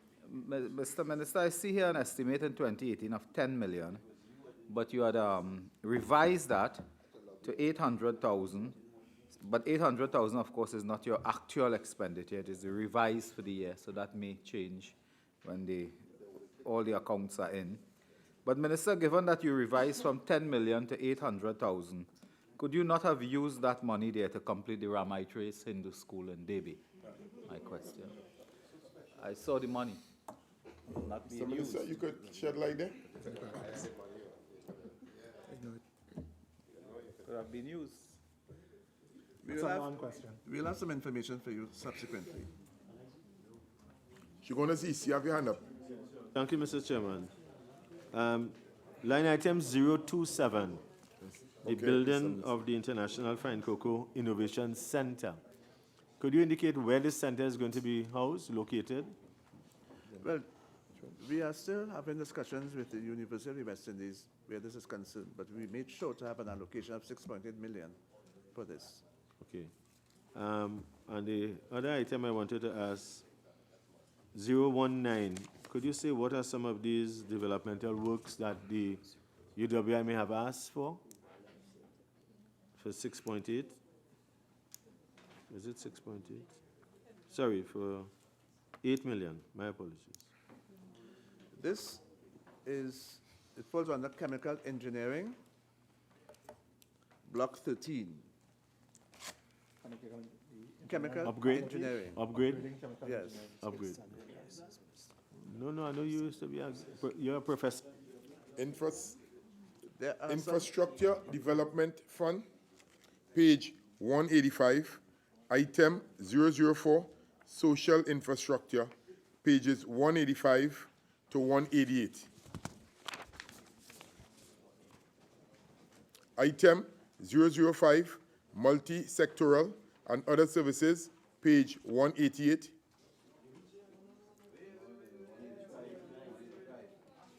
No, members, man, I called, I paused. No, but it's just one page to turn, Mr. Chief Whip. Hold on. So, Chief Whip, who have a question? Mayaro. Thank you, Mr. Chairman. This is page 185, item under 001. Just want to find out from the minister the status of the Waterloo ECC school, if you have an idea of when it will be opened. Understand it's completed. We have a number of our ECC centers that have not yet been completed, and we are working on them. Okay? Shogun Ask Minister, when you think the 1% completion will take, you said it was 1% to complete. The ECC Center and the Oasis Egypt Primary School and Enterprise?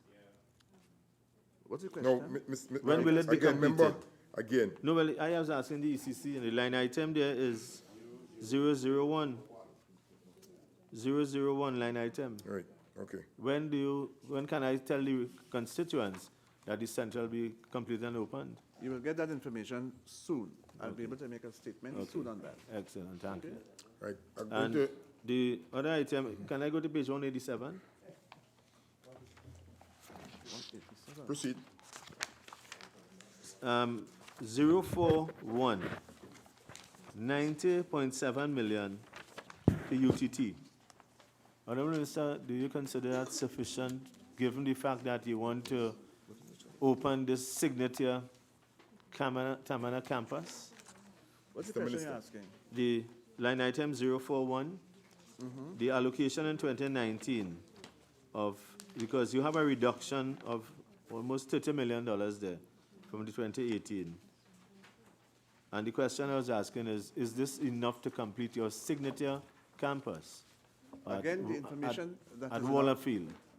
The information that is in our possession is that quantum of funding will be used carefully to ensure that that flagship project will be completed soon. Do you have a date by which you expect it will be completed? Shortly. Yes, In sir. this fiscal year? We're hoping, yes, we're hoping this fiscal year. In this fiscal year? We're hoping. Carney East. Questions, I will crave the indulgence of both ministers if they can help us with these. Line item 001, early childhood care and education, allocation of 25 million.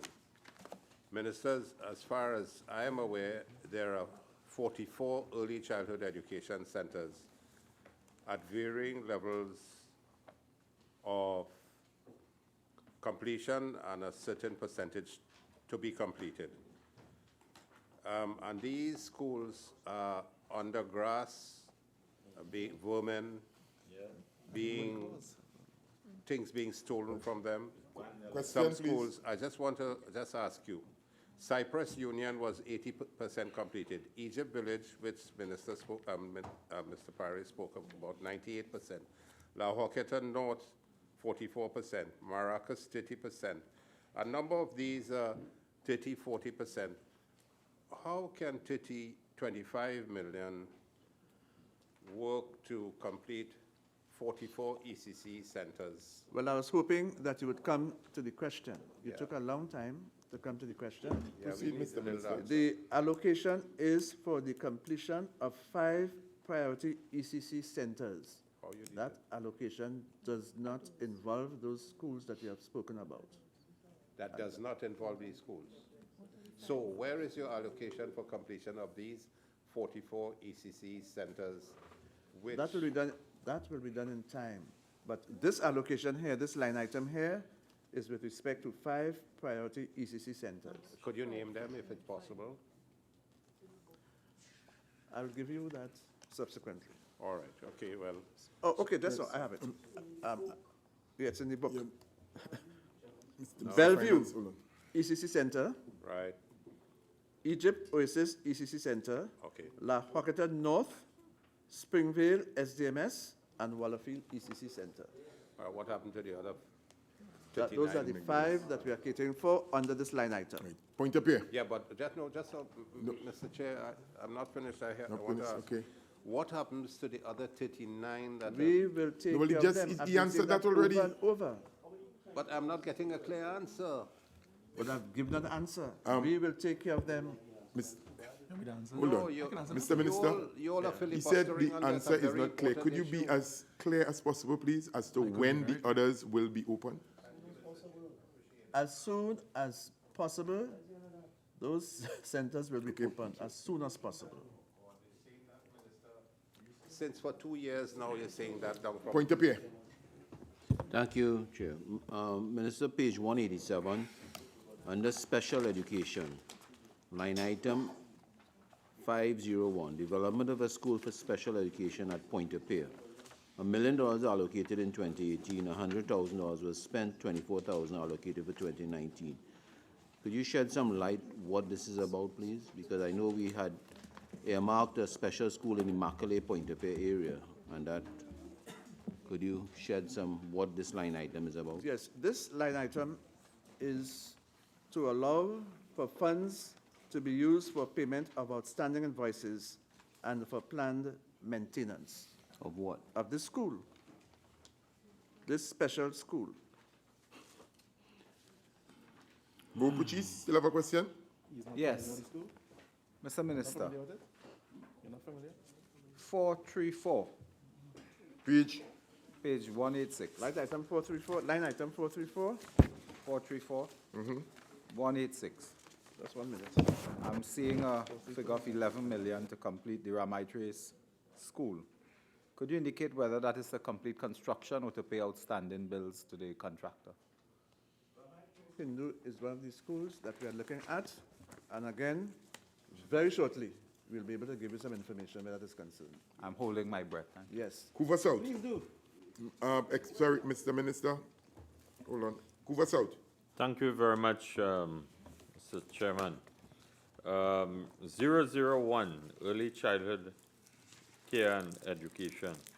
Mr. Minister, your plans of 5 priority schools doesn't take into consideration the completed Early Childhood Education Center at Sonilado Trace Development, which has been Question. vandalized as we speak. What's the question? Okay.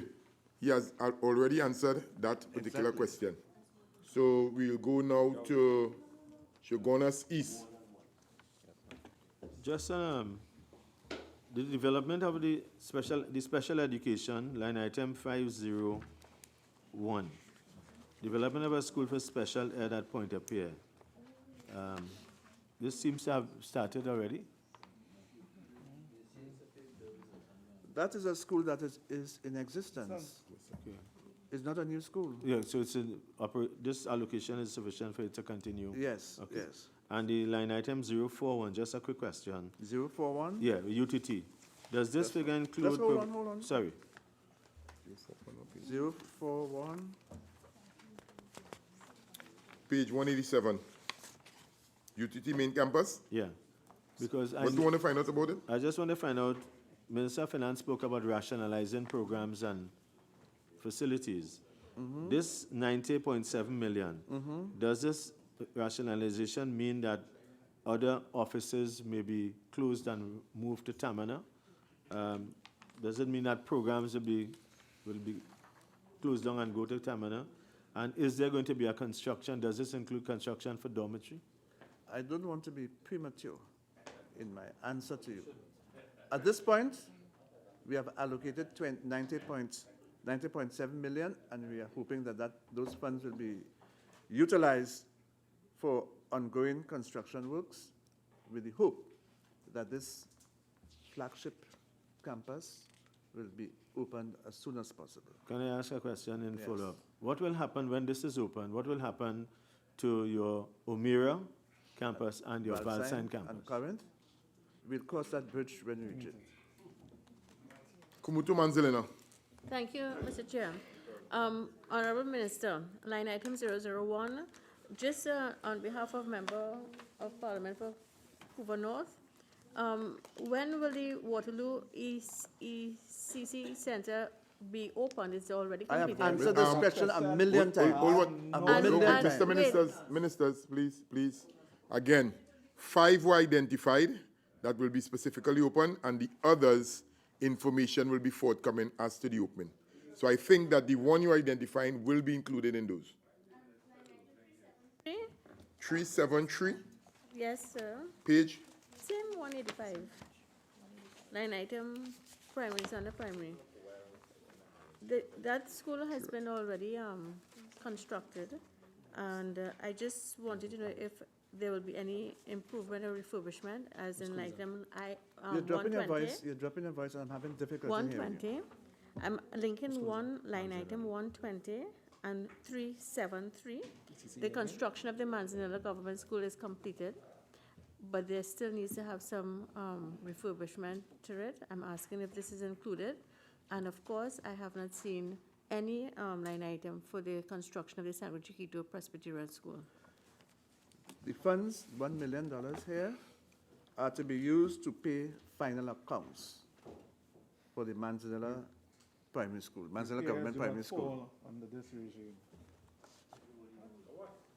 What is it? She's mentioning school repairs. It doesn't fall under IDF. Okay. Member But for it's Point of Peace, 49, still have a question? 120. All right. Princess Town. Hold on. Members, Minister of Finance, please. Thank you, Deputy Princess Chair. Town. Honorable Minister, line item 315, the New Grand Government School has been completed. However, could you give us an indication, despite repeated promises for the Princess Town Presbyterian #1 school, I'm not seeing it listed as a school to be constructed yet again. Can you give us an It's not update with here. respect to that? Princestown Presbyterian is not here.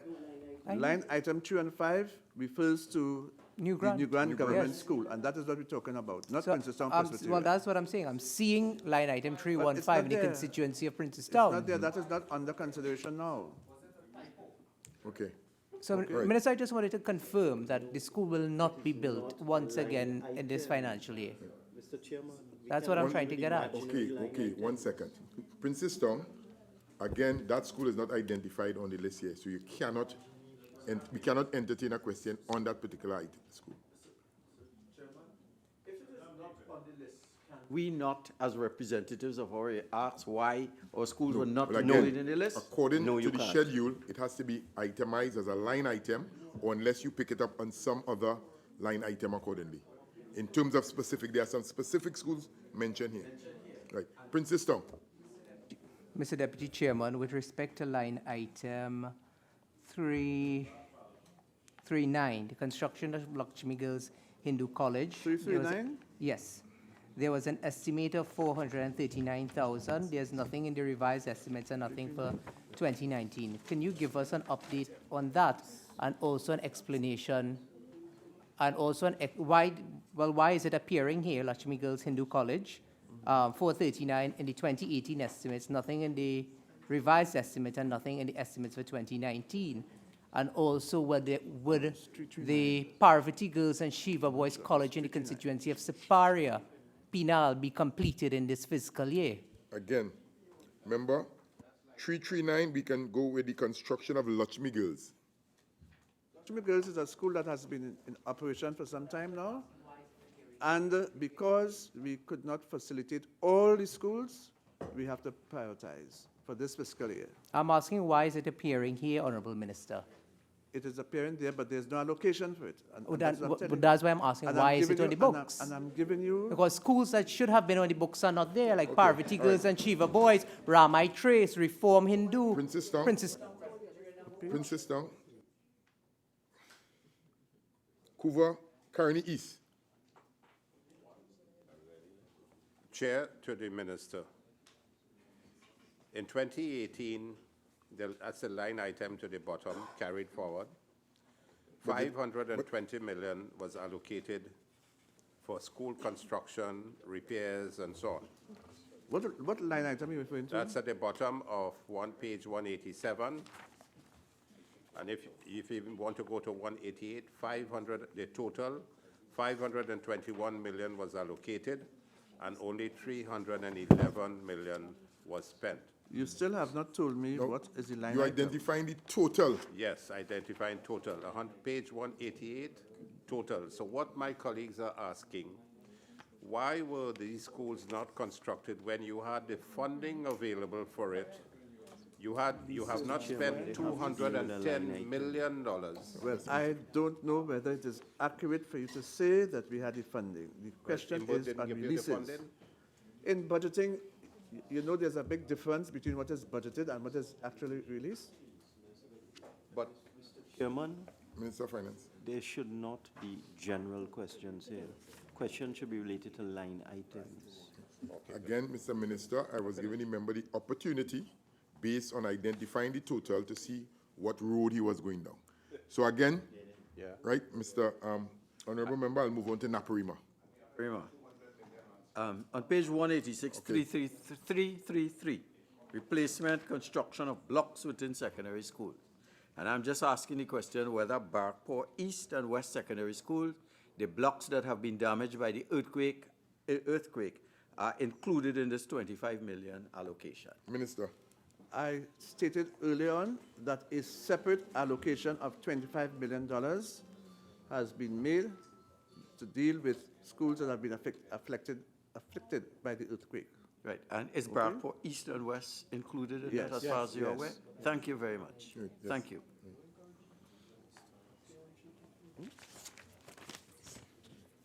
Item 005, multi-sectoral and other services, page 188. Honorable members, the question is that the sum of $5,636,086,000 for Head 26, Ministry of Education, stand part of the schedule.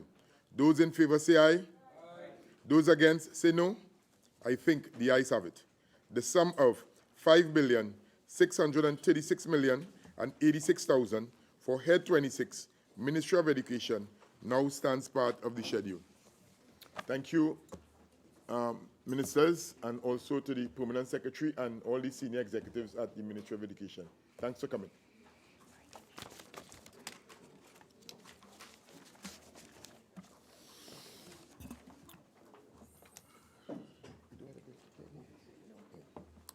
Head 68, Ministry of Sport and Youth Affairs.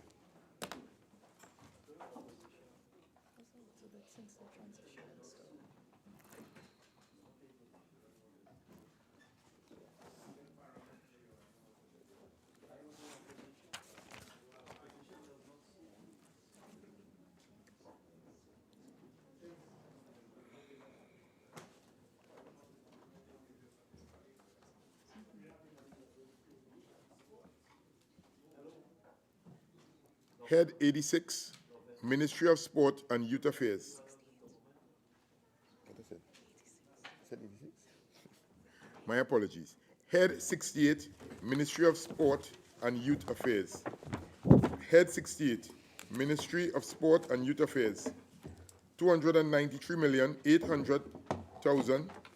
I will now invite the Minister of Sport and Youth Affairs to make a brief statement for a maximum of 5 minutes. Thank you, Mr. Chairman. Mr. Chairman, the Ministry of Sport and Youth Affairs is mandated to facilitate the development of sport and physical recreation and to act as an enabling organization for youth development in Trinidad and Tobago. This mandate is primarily driven by the Division of Physical Education and Sport and the Division of Youth Affairs. The other units lending support to the ministry's operation are General Administration, Accounts, Human Resource Management, Information Technology, Monitoring and Evaluation, Project Management, Research and Planning, Audit, Legal, and the Procurement Unit. Mr. Chairman, the ministry is also assisted in executing its mandate by the Sport Company of Trinidad and Tobago, which serves as the implementation arm and fulfills 3 key roles. 1, the promotion of the concept of sport for all. 2, construction of high-quality sport and recreational facilities for both communities and high-performance sport. And 3, provision of oversight for the management of national governing bodies for major sporting disciplines. The Ministry's Division of Youth Affairs is charged with the holistic development of youth across Trinidad and Tobago.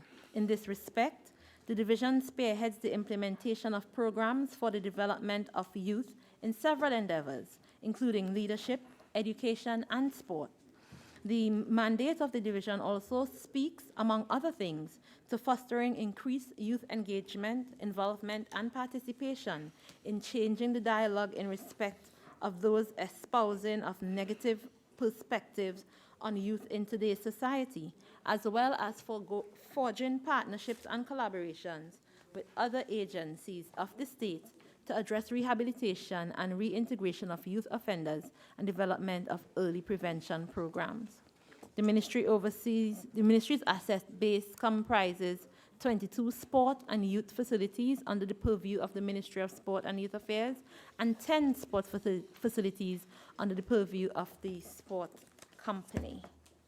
Thank you, Mr. Chairman. Okay, I'd like to welcome Permanent Secretary and also the senior executives of the Ministry of Sport and Youth Affairs. Welcome. Honorable members, the question is that the sum of $293,800,000 for Head 68, the Ministry of Sport, stand part of the schedule. Honorable members, the sum of $293,800,000 for Head 68, Ministry of Sport and Youth Affairs, is comprised of monies proposed for expenditure under the following subheads and items to be found in the draft estimates of recurrent expenditure and the draft estimates of development program. We now proceed to consider the draft estimates of recurrent expenditure. Subhead 01, Personal Expenditure, page 349. 349, and I recognize Princess Tom. Thank you, Mr. Chairman. Madam Minister, line item 14, remuneration to members of cabinet-appointed committees. Can you give us an idea of what cabinet-appointed committees there are under the Ministry of Sport and Youth Affairs, please?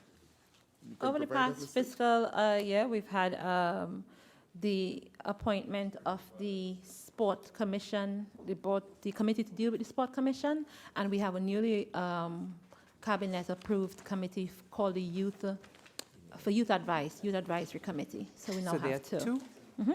Honorable Minister, can you, if you don't have it before you, if you'd share with us who are those persons currently sitting on these cabinet-appointed committees? Sure, I can provide that to you subsequently. Sure. Item 002, Physical Education and Sports Division, page 349.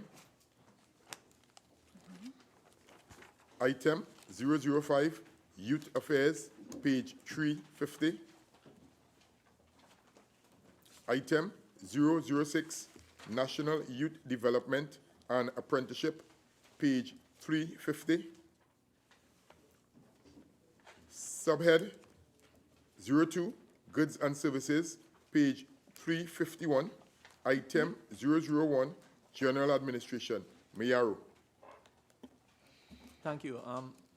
Madam Minister, I noticed on line item 34, with respect to the issue of graduate recruit program, and the minister said, finance minister said that the issue concerning the selection was sorted out. I noticed you have no provision for the program in your ministry. Do you have something alternative to that going on in your ministry? Under the implementation of the National Youth Policy, allows for partnership with stakeholders to provide training in entrepreneurship and employability. So we are now working with the Prince's Trust out of the United Kingdom to assist us, and other Commonwealth bodies to assist us in that regard. So not necessarily for this graduate program. Princess Town. Thank you, Deputy Chair. Madam, just to follow up on the question that Mayara raised, and I understand the explanation that you have provided. The definition provided by the Minister of Finance, member for Diego Martin North East, in terms of graduates graduating at the top of their class, can you indicate to us, through this alternative program, what will be the selection process as well, and whether or not the Ministry has set out a criteria in conjunction with these international bodies that you have indicated? The talks are currently ongoing with the Princess Trust. As a matter of fact, they make a return to Trinidad and Tobago in early December to further our talks, and we'll further develop that accordingly. But it's not just about graduates, it's also about young people who are looking into entrepreneurship also. Princess Town. Thank you, Madam. Just a further supplemental. With respect to the specific program of the Princess Trust, are there any other bodies that the ministry has engaged in or is currently in talks with to expand this particular program outside the Commonwealth? Yes, the Global Campaign for Youth Employment, which is coming out of the UK also, that comprises of NGOs like Teach a Man to Fish and a number of others. That was done through Peace Child International also, and we are currently in consultation with them. Oropuch West. Honorable Minister, line 66, hosting of conferences, seminars, and other functions. I'm looking at 2018 revised estimates, 90,000, and 2019 estimates, 400,000. Can you justify that increase from 90 to 400,000? Minister? 310,000 increase. Our focus is especially on youth development, and now that we have a larger number of youth programs, we are going to be conducting youth capacity building and skills development training and so on throughout the 6 facilities that we have, because we didn't have any programs running before. So that is now going to come on board in this new fiscal year. Princess Town. Thank you, Mr. Deputy Chair. Madam, line item 27, official overseas travel, an increase of 700,000. I know on the last occasion, 400,000 was appropriated, only 100,000 spent. But can you give us an idea of what you envisage such an increase would account for in terms of the next financial year with respect to official overseas travel? Okay, that would be to participate in international conferences for technocrats as it relates to sport. For instance, the meeting of ministers and high-level technical officers as it relates to sport. You have, for instance, the Pan Am Games coming up in early 2019. So there's training also for the technocrats that deal with sport. Then you have the Commonwealth Youth Conference taking place for the 3rd time next year. So that would cover that. In addition, sometime in January, the United Nations usually have like a youth assembly. So that would cover that also. Okay. Madam, also with respect to line item 16, contract employment, an increase of 1.2 million in this coming fiscal year. Can you share with us what areas of contract employment the ministry would particularly be engaged in with respect to an increase of 1.2 million?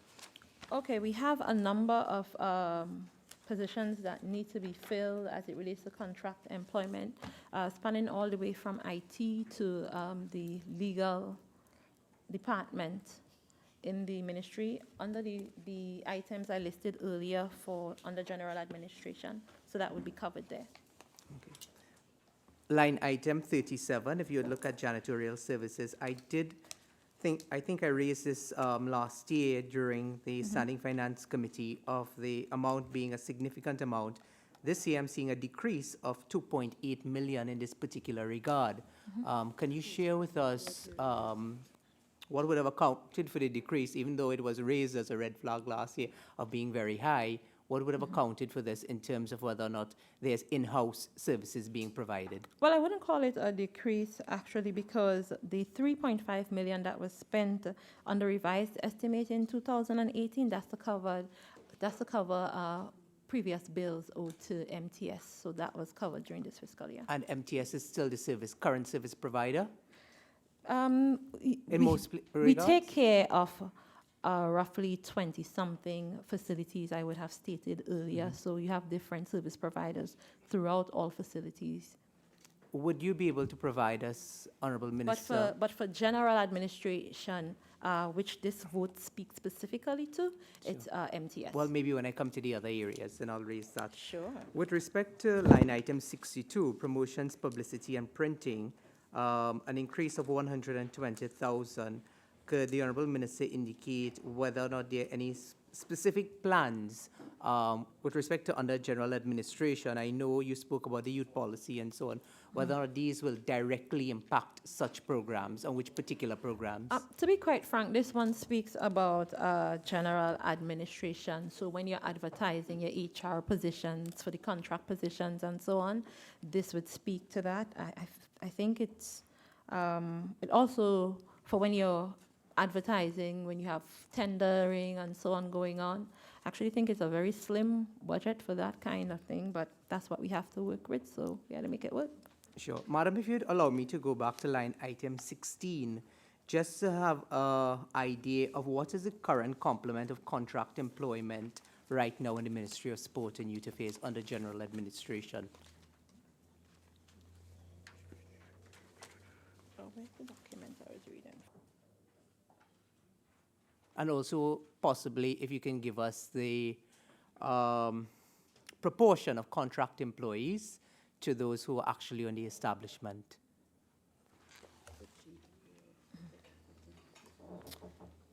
That I can provide for you at a later date. We have now 165 offices or posts under contract employment, 68 filled and 98 not filled. Okay. Madam Chair, Honorable Minister, just coming back to line item 34, you indicated that the Princess Trust will be replacing more or less this program. Is there a cost attached to this program that must be borne by the government of Trinidad and Tobago?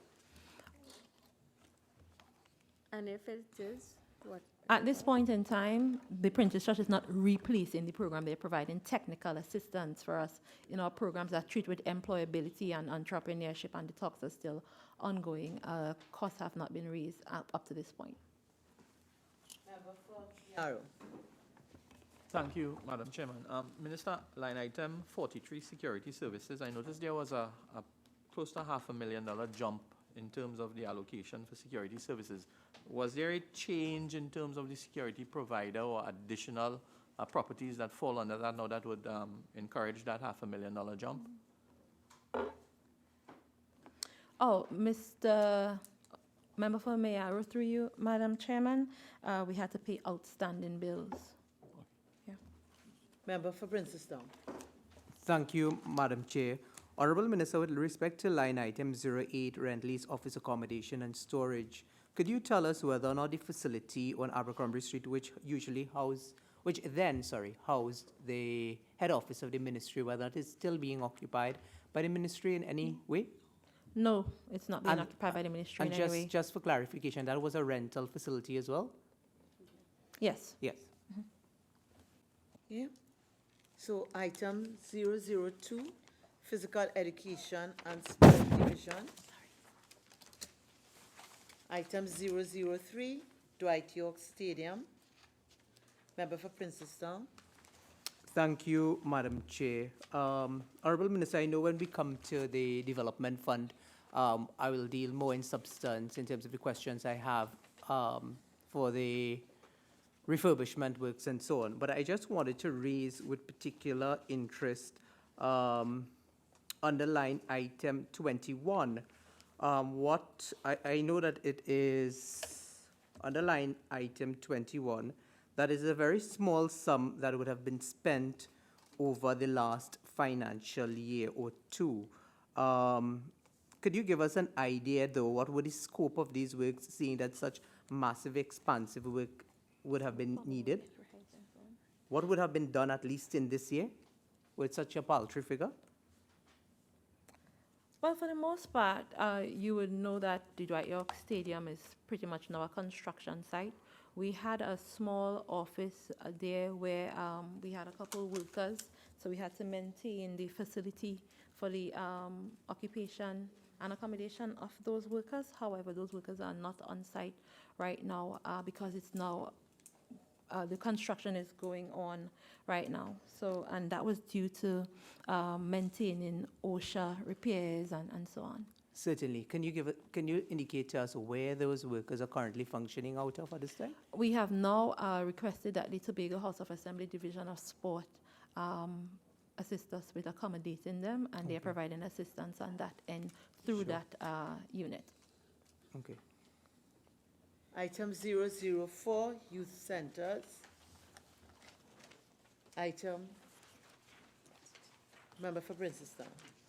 Thank you, Madam. Madam, line item 16 to the Honorable Minister, contract employment in these youth centers, an increase of about 448,000. Again, if the Honorable Minister can indicate the areas of work for contract employment and what is the proportion of contract employees to those who may be establishment from the ministry assigned to these youth employment centers, if those arrangements are in place at all, or if it is totally just contract employment at these youth centers.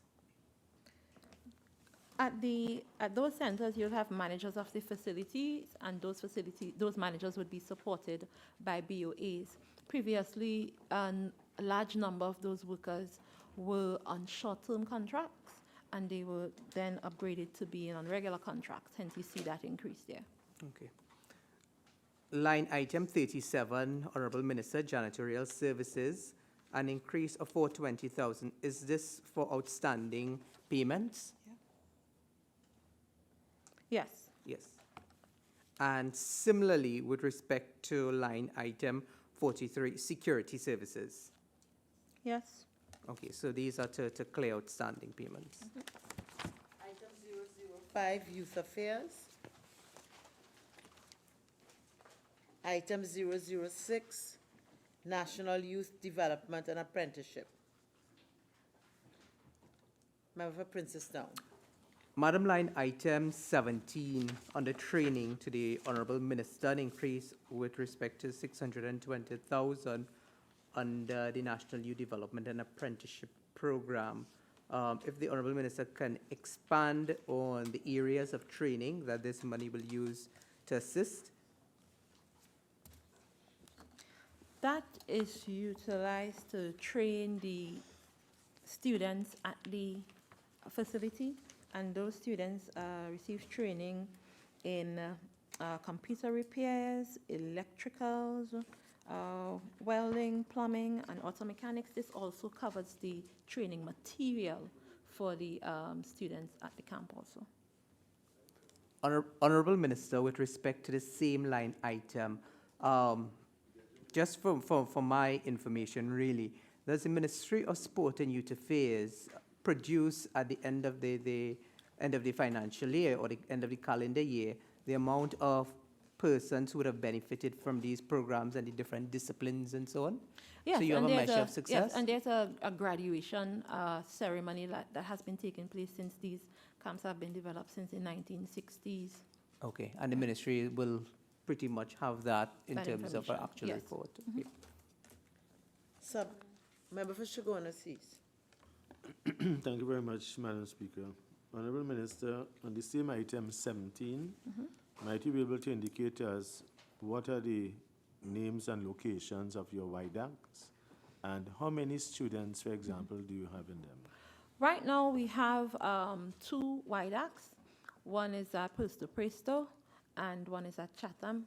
As you're well aware, over the previous years, work is being done by Chatham, so we would have moved the students from Chatham to Presto, so they are all merged under one campus right now, which is Presto. How many students are there? Right in now, that we have 30-something enrolled, but you know the students that we're dealing with, they go in and out. You have to constantly be behind them, trying to get them to stay in school because of the nature of students that you're dealing with there also. Out of those, how many are from Chatham that travel or stay in? I know they have the dorms.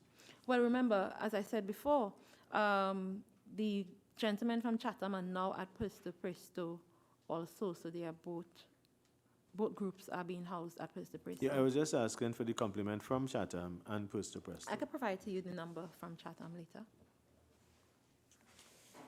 Subhead 03, minor equipment purchases. Item 001, general administration. Item 002, Physical Education and Sport Division. Item 003, Dwight York Stadium. Item 004, Youth Centers. Item 005, Youth Centers. Item 006, National Youth Development and Apprenticeship. Subhead 04, Current Transfers and Subsidies. Item 002, Commonwealth Bodies. Item 005, Non-Profit Institutions. Item 007, Households. Member for Princestown. Thank you, Madam. To the Honourable Minister, line item 03 under households, hosting of vacation camps. Could the Honourable Minister indicate where these vacation camps were hosted, one, and two, whether or not these vacation camps are totally dependent on government assistance, or whether or not they are corporate entities that assist in terms of offsetting the cost of these vacation camps? Okay, this year the vacation camps were held at 5 of the youth facilities throughout Trinidad.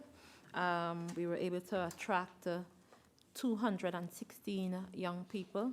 So this covered meals, paying the facilitators, the different training materials and so on for them.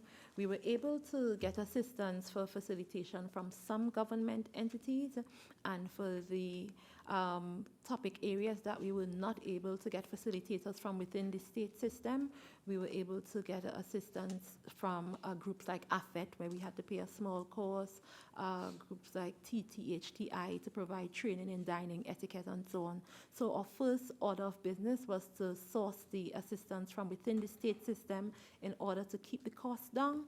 And when we were unable to find facilitators there, we reached out to other stakeholders that have a reputation in delivering that type of service and training. Member Corners East. Same item. Could you indicate what was the center for the camp in the central area, like Shagonas? We use CRISA. We use CRISA to do it. Yeah, we use CRISA. The Shagonas indoor sporting arena. Right, yeah. Okay. Item 009, Other Transfers. Member for Princestown. Thank you, Madam Chair. To the Honourable Minister, line item 04, the Sport Company of Trinidad and Tobago. Can the Honourable Minister tell us whether or not the sport company currently has a substantive CEO? And secondly, whether or not the legal action brought by the former CEO and others from the board have been settled with the Sport Company of Trinidad and Tobago outside of the courts, or whether it is still before the courts? Right now, we have an acting CEO, and for the remainder of your question, I'll provide that to you in writing subsequently. Could you tell us who is the acting CEO right now? The acting CEO is one Jason Williams. Okay, thank you. Item 011, Transfers to State Enterprises. Honorable members, we will now move on to the Draft Estimates of Development Program. Subhead 09, Development Program, Consolidated Fund, page 148.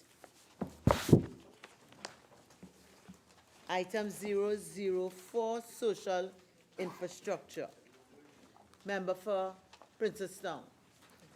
Madam Chair, to the Honourable Minister, 096, the upgrading of swimming pools. If the Honourable Minister can provide us which swimming pools are these? These swimming pools are the Diego Martin Community Swimming Pool, the Coquier Community Swimming Pool, the La Hoqueta Community Swimming Pool, the Couva Community Swimming Pool, and the Siparia Community Swimming Pool. Okay, thank you. Sorry, ma'am. Madam, line item 121, the Hazley Crawford Stadium upgrade of facilities. Can you tell us if that is completed, or because I'm not seeing anything for 2019? That has not been started, and that has been moved to a different vote under the IDF. You'll see it later when we go to IDF. Okay. Member for Miaro. Thank you, Madam Chairman. Minister, I know you on line item 117, you would have visited the Mayaro Indoor Sporting Facility with me a couple months ago. and a few items were raised. I was hoping that under that head, we could see some action this fiscal year in some of the areas that was raised in terms of the surrounding of the building, lighting, and so on. I'm not sure if any progress would have been made on that.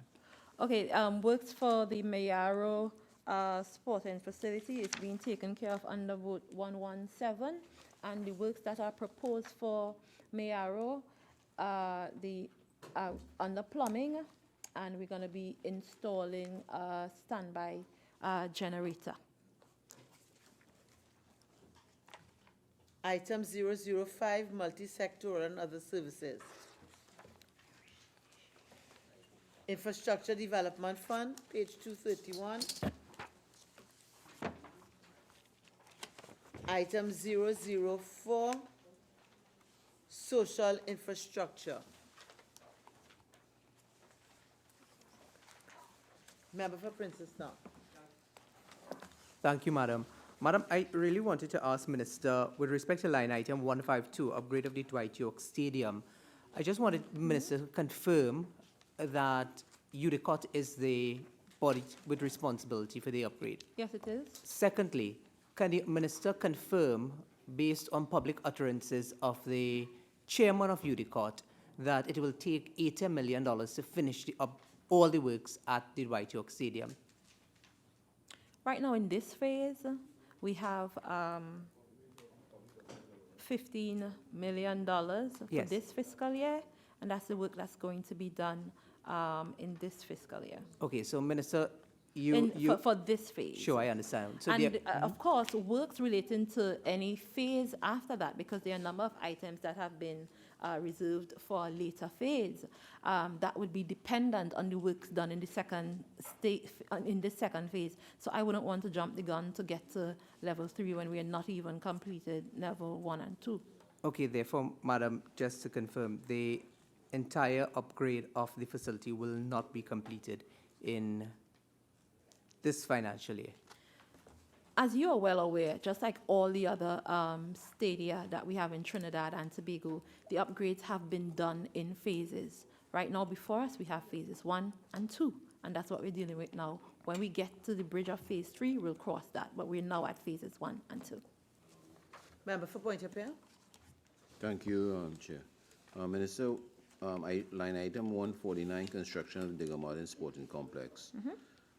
I was under the impression that that sporting complex is nearly to open or built in Digger Martin. Is this the same one down in Patna Village area? So why now allocation of 25 million is being estimated in this line item? That project consists of 2 phases. The first phase we expect to be completed by the end of this quarter, and then we go into the second phase of that project.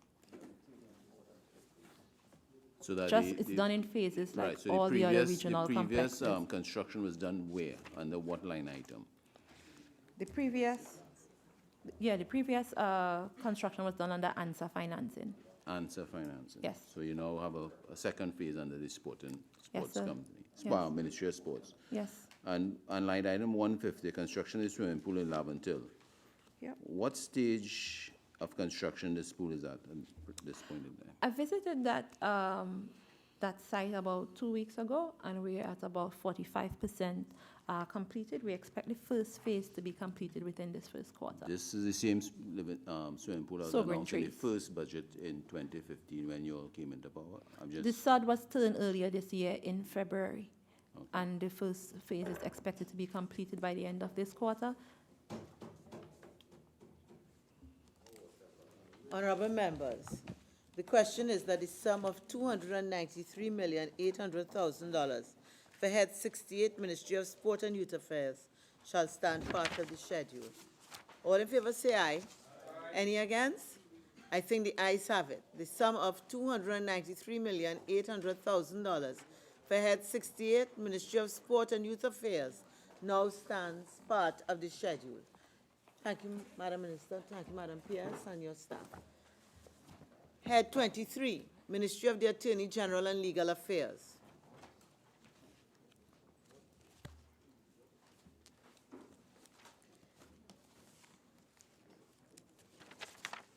And members, we'll be going to page 152 of the revised estimates recurrent. Head 23, Ministry of the Attorney General and Legal Affairs, $317,834,960.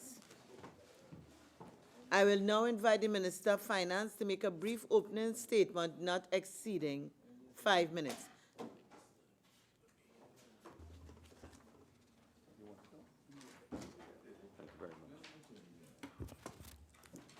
Thank you, Madam Chairman. The Attorney General's Office is responsible for a number of areas of very important responsibility, including the conduct of litigation for on behalf of the state, the Registrar General's Office, the Land Registry, the Companies Registry, and generally giving legal advice to the government and state corporations. Honorable members, the question is that the sum of $317,834,960 for Head 23, Ministry of the Attorney General and Legal Affairs, stand part of the schedule. Honorable members, the sum of $317,834,960 for Head 23, Ministry of the Attorney General and Legal Affairs, is comprised of monies proposed for expenditure under the following subheads and items to be found in the draft estimates of recurrent expenditure and the draft estimates of the development program. We shall now proceed to consider the draft estimates of recurrent expenditure. Head 01, Personal Expenditure. Item 001, General Administration, page 152. Item 002, Law Commission. Item 003, Equal Opportunity Commission. Item 005, Law Revision Commission. Item 007, Intellectual Property Office. Item 009, Criminal Law Department. Member for St. Augustine. I'll be grateful if the Attorney General will define for us really what the Criminal Law Department of the Attorney General's Office is. The Criminal Law Department is in reference to the DPP's office. I see. So it's pursuant to Section 76 of the Constitution with responsibility. We appreciate it, just that the naming was a bit, you know. No, it's been like that since eons. Okay. Item 010, Sentencing Commission. Subhead 02, Goods and Services. Item 001, General Administration. Member for Point of Appeal.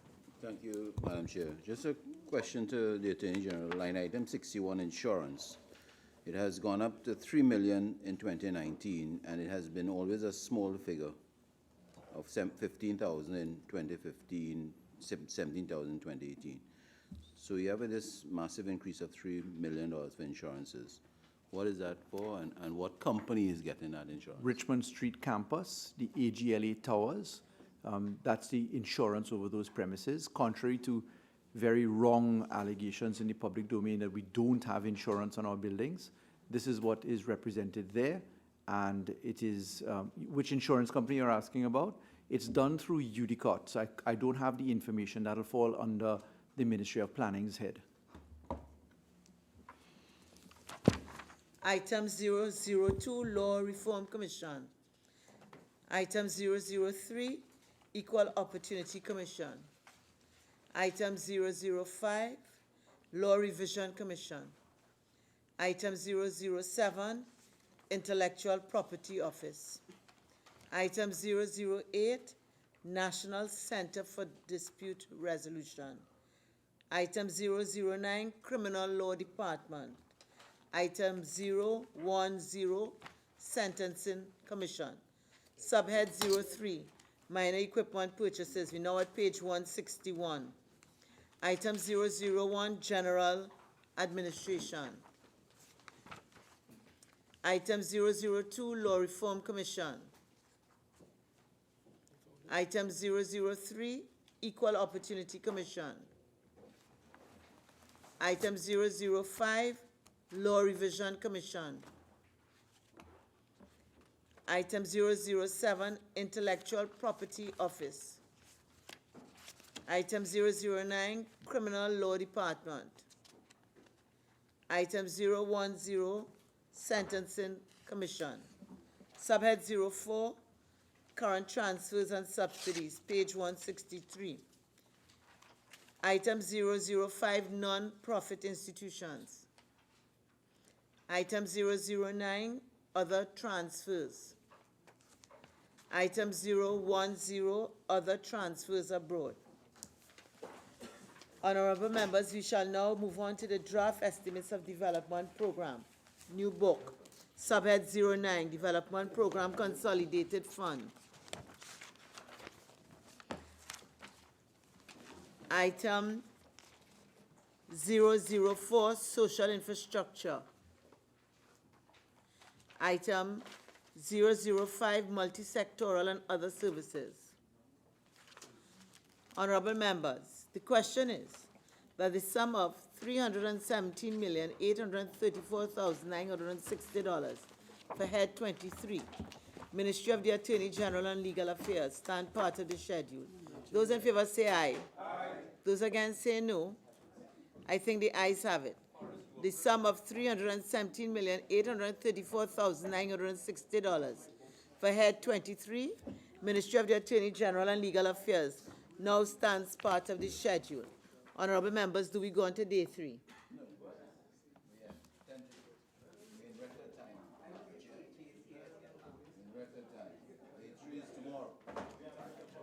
Honorable members, the Standing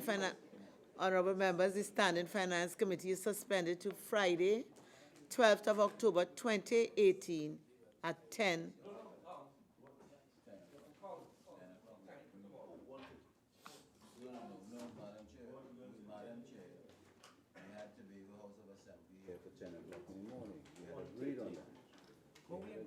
We had agreed on that. We cannot change the time. No. We had agreed on that. 1:30. Come on, Madam Chair, they cannot change the time on us, just like that. They have changed, they keep doing that. It's unfair. We had agreed with the leader of government business was 10 to 8, 10 hours a day. I have been advised to advise you, Madam Chairman, that the government will be ready at 1:30 tomorrow. All right. Let's see how we move forward with this. Whip, if it is that the agencies are not here to be examined, then how do we examine? No, it's not about the agencies not being here. We had agreed that the Tobago House of Assembly will be here on the 3rd day. And nobody says they won't be. No, at 10 o'clock. Yeah. So we're starting our day at 10 o'clock. If the government wants to come here at 1:30, let them come, but Tobago comes at 10 o'clock. Oh, We had really? agreed on that. Who's the minister But to handle that? Who's the minister of finance?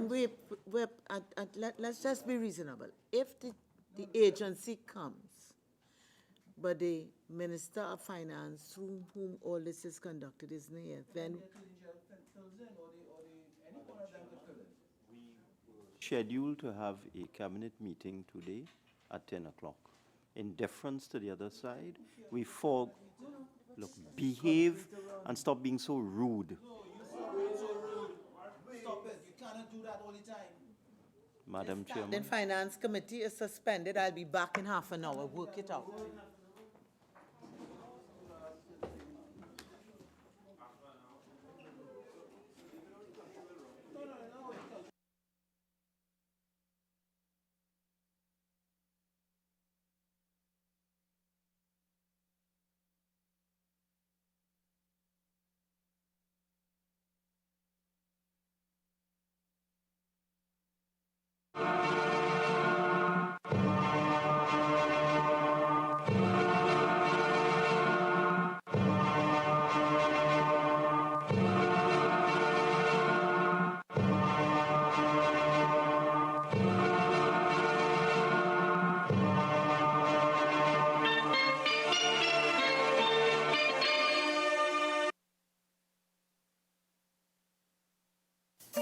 Children are growing up in this country with a siege mentality.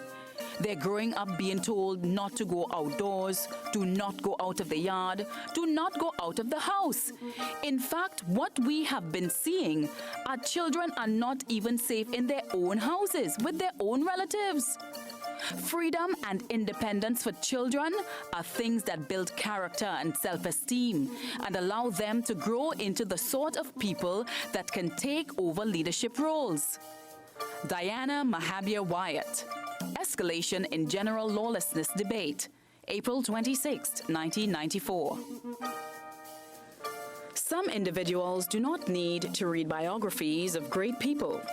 They practically are living examples of vibrant persons who impact the lives of others just through the force of their personality. Diana Mahabir Wyatt is one of those extremely rare persons. From the time she began her life in the intense, cold, northern Canadian climate of Quebec to her warm, adopted home in Port of Spain, Diana has woven a rich tapestry of images and humanity around her, which has allowed her to stand out for her strong feminist beliefs and an unswerving passion for justice. A passion for justice. Diana Mahabir Wyatt, Independent Senator, 1987 to 2000. Diana Mahabir Wyatt has almost cerulean blue eyes that stare out at the world with quiet assessment but hidden determination. In a room filled with people, she creates conversation without speaking. Such is the command of her persona. However, when she does talk, you listen and you are convinced. As an independent senator serving in the Parliament of Trinidad and Tobago over 3 consecutive terms, 1987 to 1991, 1992 to 1995, 1995 to 2000, Diana Mahabir Wyatt had a lot to say. Her contributions covered more than 100 bills, several motions, and through membership in a number of parliamentary committees. However, it is her intense advocacy of the rights of the child that caused her to resign from the Senate in silent protest over the non-implementation of legislation on children's rights. Diana is definitely not docile about her beliefs. She is the epitome of a steadfast advocate.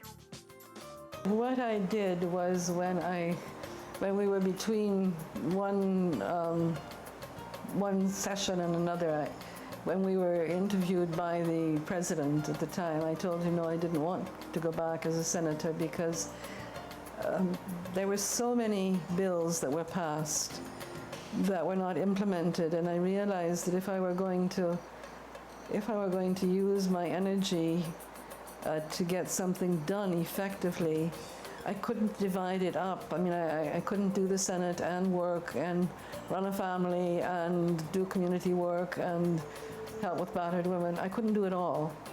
And I thought that what I really wanted, some of those things were like the family court, which finally, 20 years later, we've got the Children's Authority bill, which we're still fighting for.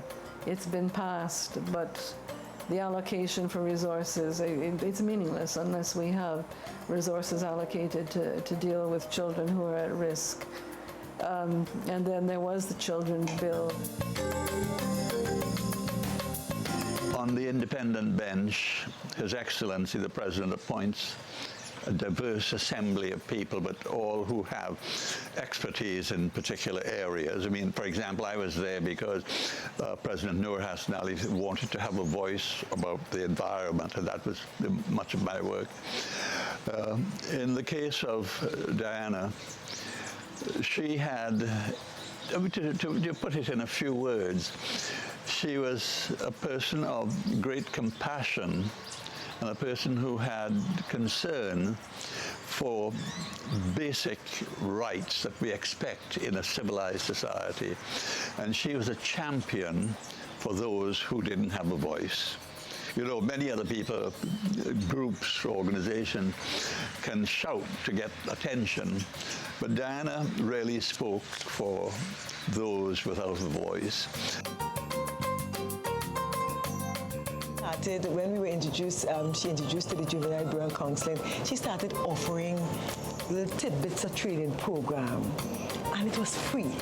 She used her Coalition Against Domestic Violence help and aid, and she was able to start counseling classes. Every program that we developed in the Juvenile Bureau, Diana was there with us. If she didn't participate, she would come and she would offer her expertise. Two programs that stood out for me, for Diana, is that she was able to work with to source the Royal Canadian Mounted Police officers, 2 expert female officers, and she brought them here to Trinidad and Tobago. And she trained us in interviewing skills, expert interviewing skills for sexually abused children. And we did the anatomically correct dolls. She was able to work with us to bring those dolls in Trinidad and Tobago. And she trained us together with other networking NGOs and FBOs and social workers and schools, teachers and all of them. She brought all of us together at Cascade for a whole week. And Diana, together with domestic violence, Coalition Against Domestic Violence, and she trained us. And thereafter, she followed up on every program that we were having. Then she went on again to train divisionally in the police service. Every division, we had components of it right here on the 5th floor. And Diana would come and would train, every training in counseling, in domestic violence, in procedure, in practices, in policy. Diana was there for the Trinidad and Tobago Police Service. Although she grew up in Quebec, Diana was born in Toronto in 1941. Her mother was a teacher of English literature and her father a surgeon. It was through her father's decision to move his young family to an almost isolated region in Canada that Diana was able to become part of a global community that was heavily populated by refugees from war-torn Europe. Therefore, from an early age, Diana was exposed to people from all over the world and to their vastly different cultures, costumes, languages, religions, and ethnic customs, a key experience that prepared her for life in multicultural Trinidad. I can remember a particular incident when I was 5, because I was at school by then, and I had a first grade teacher that I got into an argument with a little boy who sat in front of me, whose name was Billy McNeely. And she came to try to settle down the argument. I told you Celtic people are difficult. And she said something about, well, boys can do that, but girls can't. And hello? At 5, you're going to tell me that boys could do something that girls can't? And I was so angry with her. And angry with him, and I immediately started arguing that girls could do anything that boys can, and usually we could do it better. And furthermore, I think I could beat up every boy in my class when I was 5, so I thought that proved it. At the age of 17, Diana enrolled at McGill University in Montreal, where she met her first husband, a Trinidadian. This man was former government minister, Dr. Winston Jules Mahabir, who would also emerge as a dominant figure on the Trinidad and Tobago landscape. At 19, although she had not completed her degree, Diana accompanied Dr. Mahabir on his return home and soon became a volunteer at the Lady Hochoy Home for the Handicapped. The birth of 2 children quickly followed before she returned to McGill University with children in tow to complete her degree. Back in Trinidad, Diana first taught at St. Augustine Girls High School and later at the Faculty of Arts and Sciences at the University of the West Indies. During this time, she had 2 more children and had begun studying for her master's degree. I have known Diana over many years. I mean, casually. I mean, we'd meet. I knew who she was. She knew who I was. We spoke with each other. She was at the university while I was there. But then the university university, of course, is a diverse place, and she would be doing work in one faculty, I would be in another, and so on. But I've known her over the years. In fact, I imagine that my first meeting with her probably goes back into the 1960s, when I had just come back and joined UWI from doing my doctorate in London. So I met her on and off then, and it was only, I mean, we were not strangers when I got to the Senate, but we became very much involved in that particular Parliament. That's the 5th Parliament. We became very much involved. It was a very, very active independent bench, and she played an extremely prominent role in it. At age 26, with 4 children to take care of and a demanding workload, Diana drew on the network support of dedicated housekeepers and learned how many of their colleagues in other households were often exploited and abused. She, on the other hand, was known for treating her housekeepers like family, providing them with training and avenues for improving their education. With this latent desire to get better working conditions for others, particularly women, Diana's feminist beliefs became more public. As a host on an early morning radio magazine program, Diana focused on how international relations, economics, and politics affected women's issues. In the 1970s, she took on the monster of domestic violence, attending conferences and workshops on the issue. This led to a more proactive period, with her becoming a founding member of the Shelter for Battered Women and Children in Port of Spain, with the advice and encouragement of Radhika Saith, who had previously opened a similar safe house in San Fernando called the Business and Professional Women's Halfway House. Diana is that kind of person who cloaks you. She covers you with a cloak.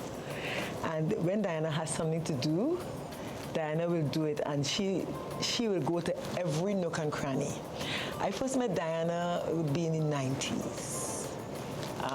At that time, I was working at the Juvenile Bureau and Counseling Services. It's a new section coming out of the 1991.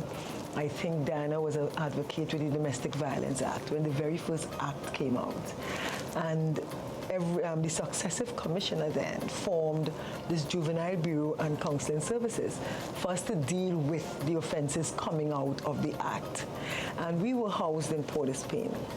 Now, we did some training, but the level of training for Diana wasn't sufficient to deal with the kind of interaction we were having with the general public. And I met Diana. In fact, the first time I met Diana, I went to do a training program in Belmont.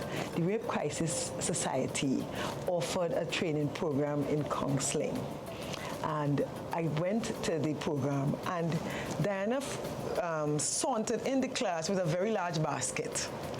And in that basket, she had all her accoutrements.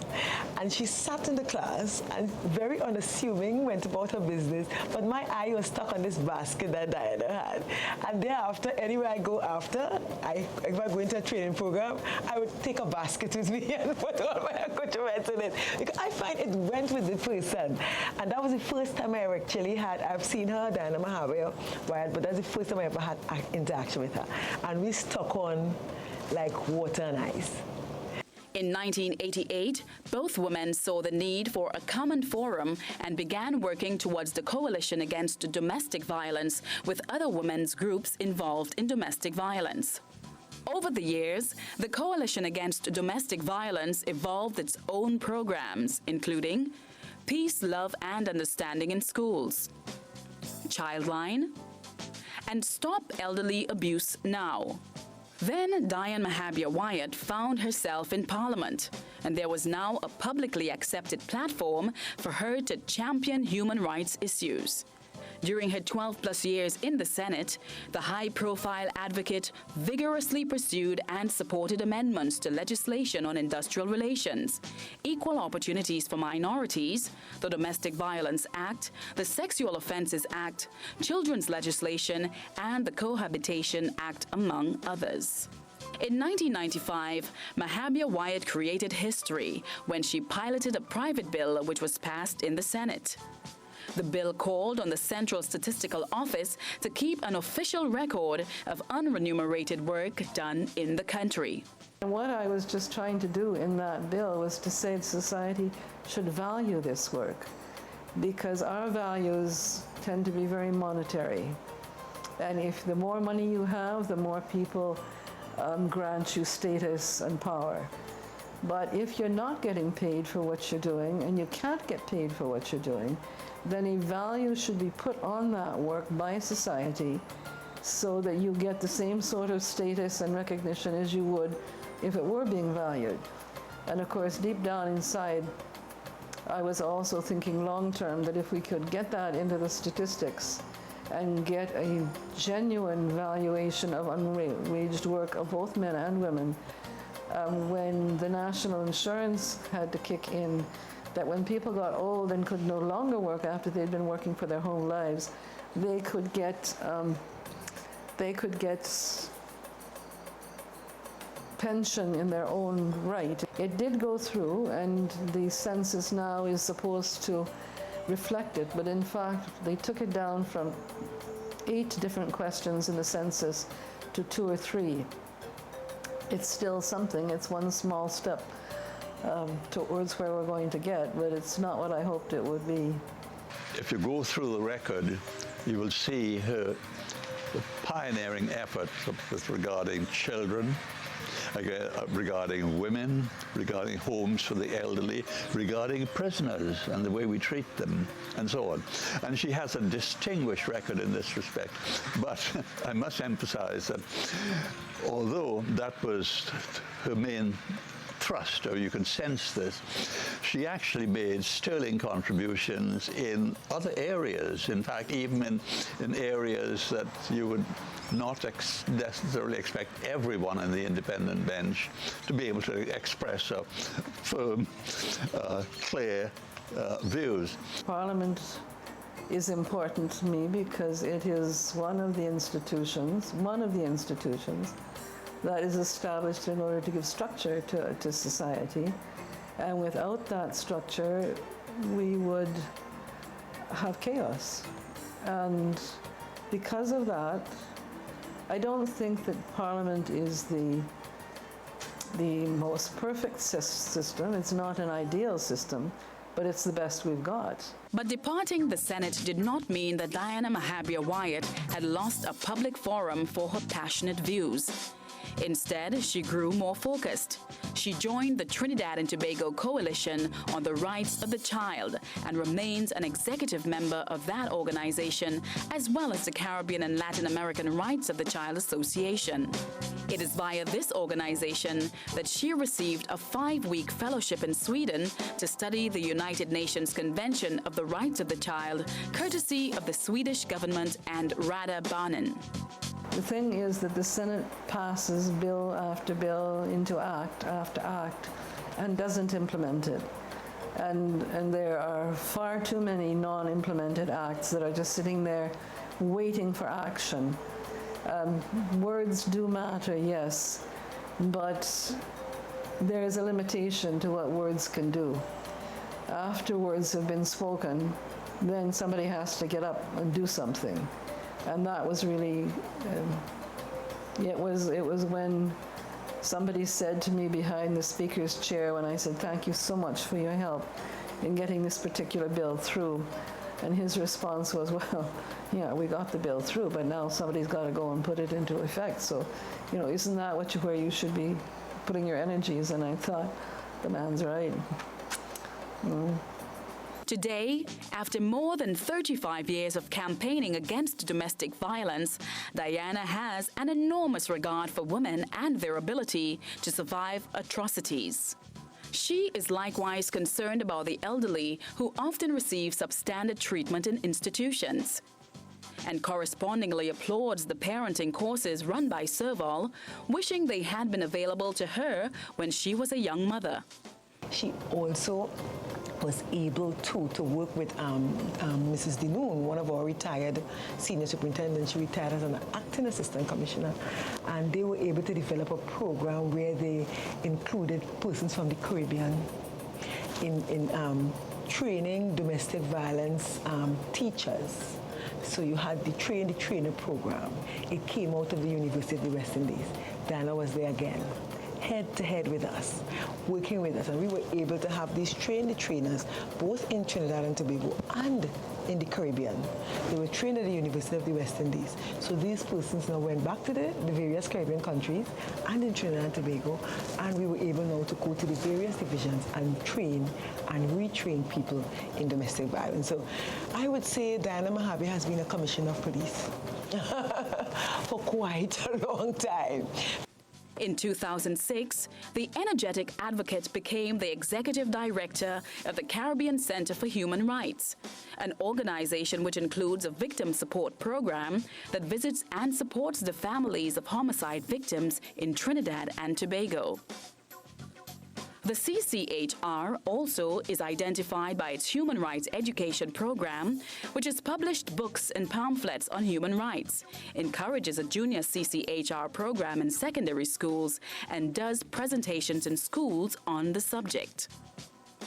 There is also an internship program that introduces graduating law students from universities in TNT, the UK, and the USA to human rights cases here as they are exposed through the law courts. Remarried in 1982 to Noel Wyatt, Diana is currently Managing Director of Personnel Management Services Caribbean Limited, a management consultancy firm she has with her husband, whose core business is human resource management development. But her passion is never daunted. She remains actively involved with the Shelter for Battered and Abused Women and Children, which serves as a counseling resource center for those in abusive situations. As she grows older, Diana has turned to meditation and nature for balance in her life and is catching up on quality time with her 4 children, 3 foster children, 3 stepchildren, and all of her grandchildren, of which there are many. I am very strongly in favor of alternative dispute resolution, particularly when it comes to the petty civil matters and criminal matter dealing with young offenders. Diana Mahabir Wyatt, Community Mediation Bill, July 7, 1998. In 1990, several of Diana's poems were published in The Washerwoman, the first anthology of poems by women of Trinidad and Tobago. Her advice to women is to focus on education as well as develop their emotional and spiritual intelligence so that they can become more attuned to others and enable themselves to lead lives that are meaningful on an integrated level. She's really someone that I cherish as a friend. I don't even think I've told her that. You know, I need to tell her that I cherish her as a friend. Because, you know, sometimes when you walk along the definition of friendship, there are lots of things you need to throw away. You know, I walk along the path that I have had with Diana, and there's nothing I want to throw away.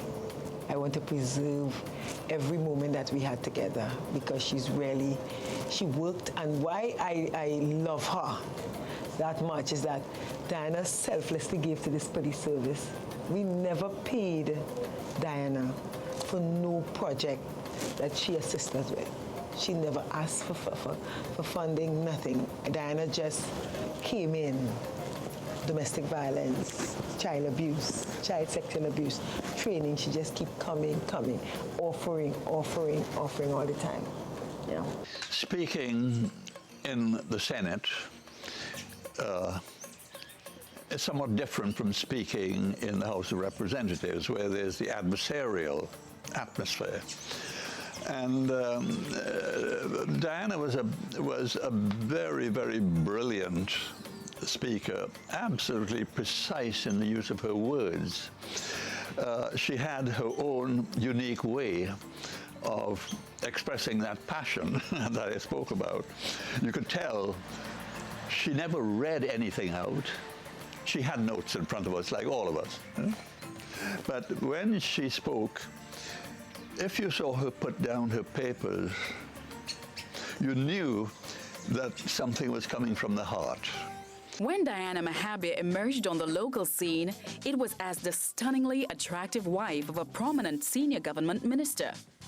Her trademark headbands and a style and look similar to Jackie Kennedy, wife of the former U.S. President John Kennedy, brought her instant attention.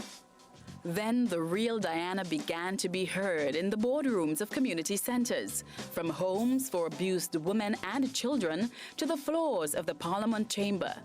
She stomped all over Trinidad and Tobago, into the Caribbean and internationally as she impacted change for human rights causes. I put everything I have done in one context. It's all human rights.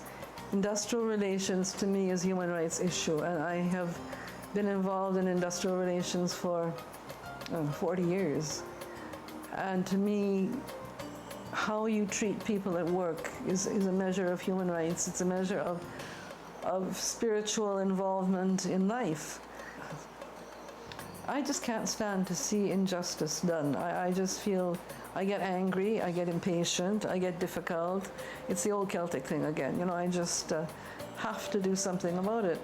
Her contribution is like, today I heard the wife of General Colin Powell speak about, she came to do the mentoring program, to launch the Ministry of National Security mentoring program today at Napa. And she was one of the keynote speakers there. And she spoke about mentoring and volunteerism. And she said, picture the Mississippi River flowing through the many countries and the very tributaries that feed into that river. And she says, when that river empties out into the sea, she said it goes out for 200 feet. First, the power of that river goes out there. Diana is that river. She's that river which flows along, and she doesn't let people feed into her. She feeds into people. She feeds into people. She like the river of life. In 2011, Diana Mahabir Wyatt was among the first recipients of a new national award titled the Medal for the Development of Women. She received a gold medal. Born a feminist with a passion for justice, Diana soldiers on. Well, are you ready for a brand new discovery? Calypso, Calypso, Calypso music. Yeah, yeah. Calypso, Calypso, Calypso music. Singing, oh yeah, oh yeah, oh yeah, Calypso. Singing, oh yeah, oh yeah, oh yeah, Calypso.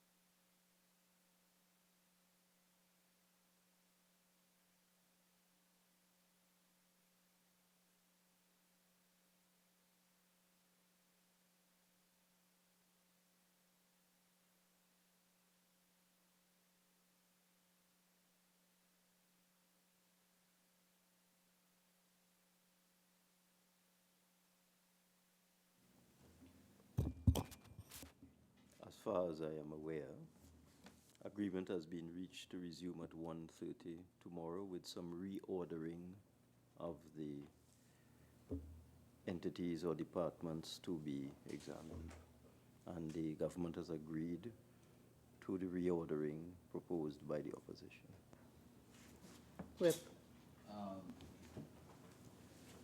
Madam Chair, I still want to voice my concerns of the change in time, but for a compromise and for the betterment of Parliament, we had agreed to convene at 1:30 tomorrow and change the restructuring of the heads so that it might be a better fit for all my opposition members to be able to ask pertinent questions, given the time that we would go into.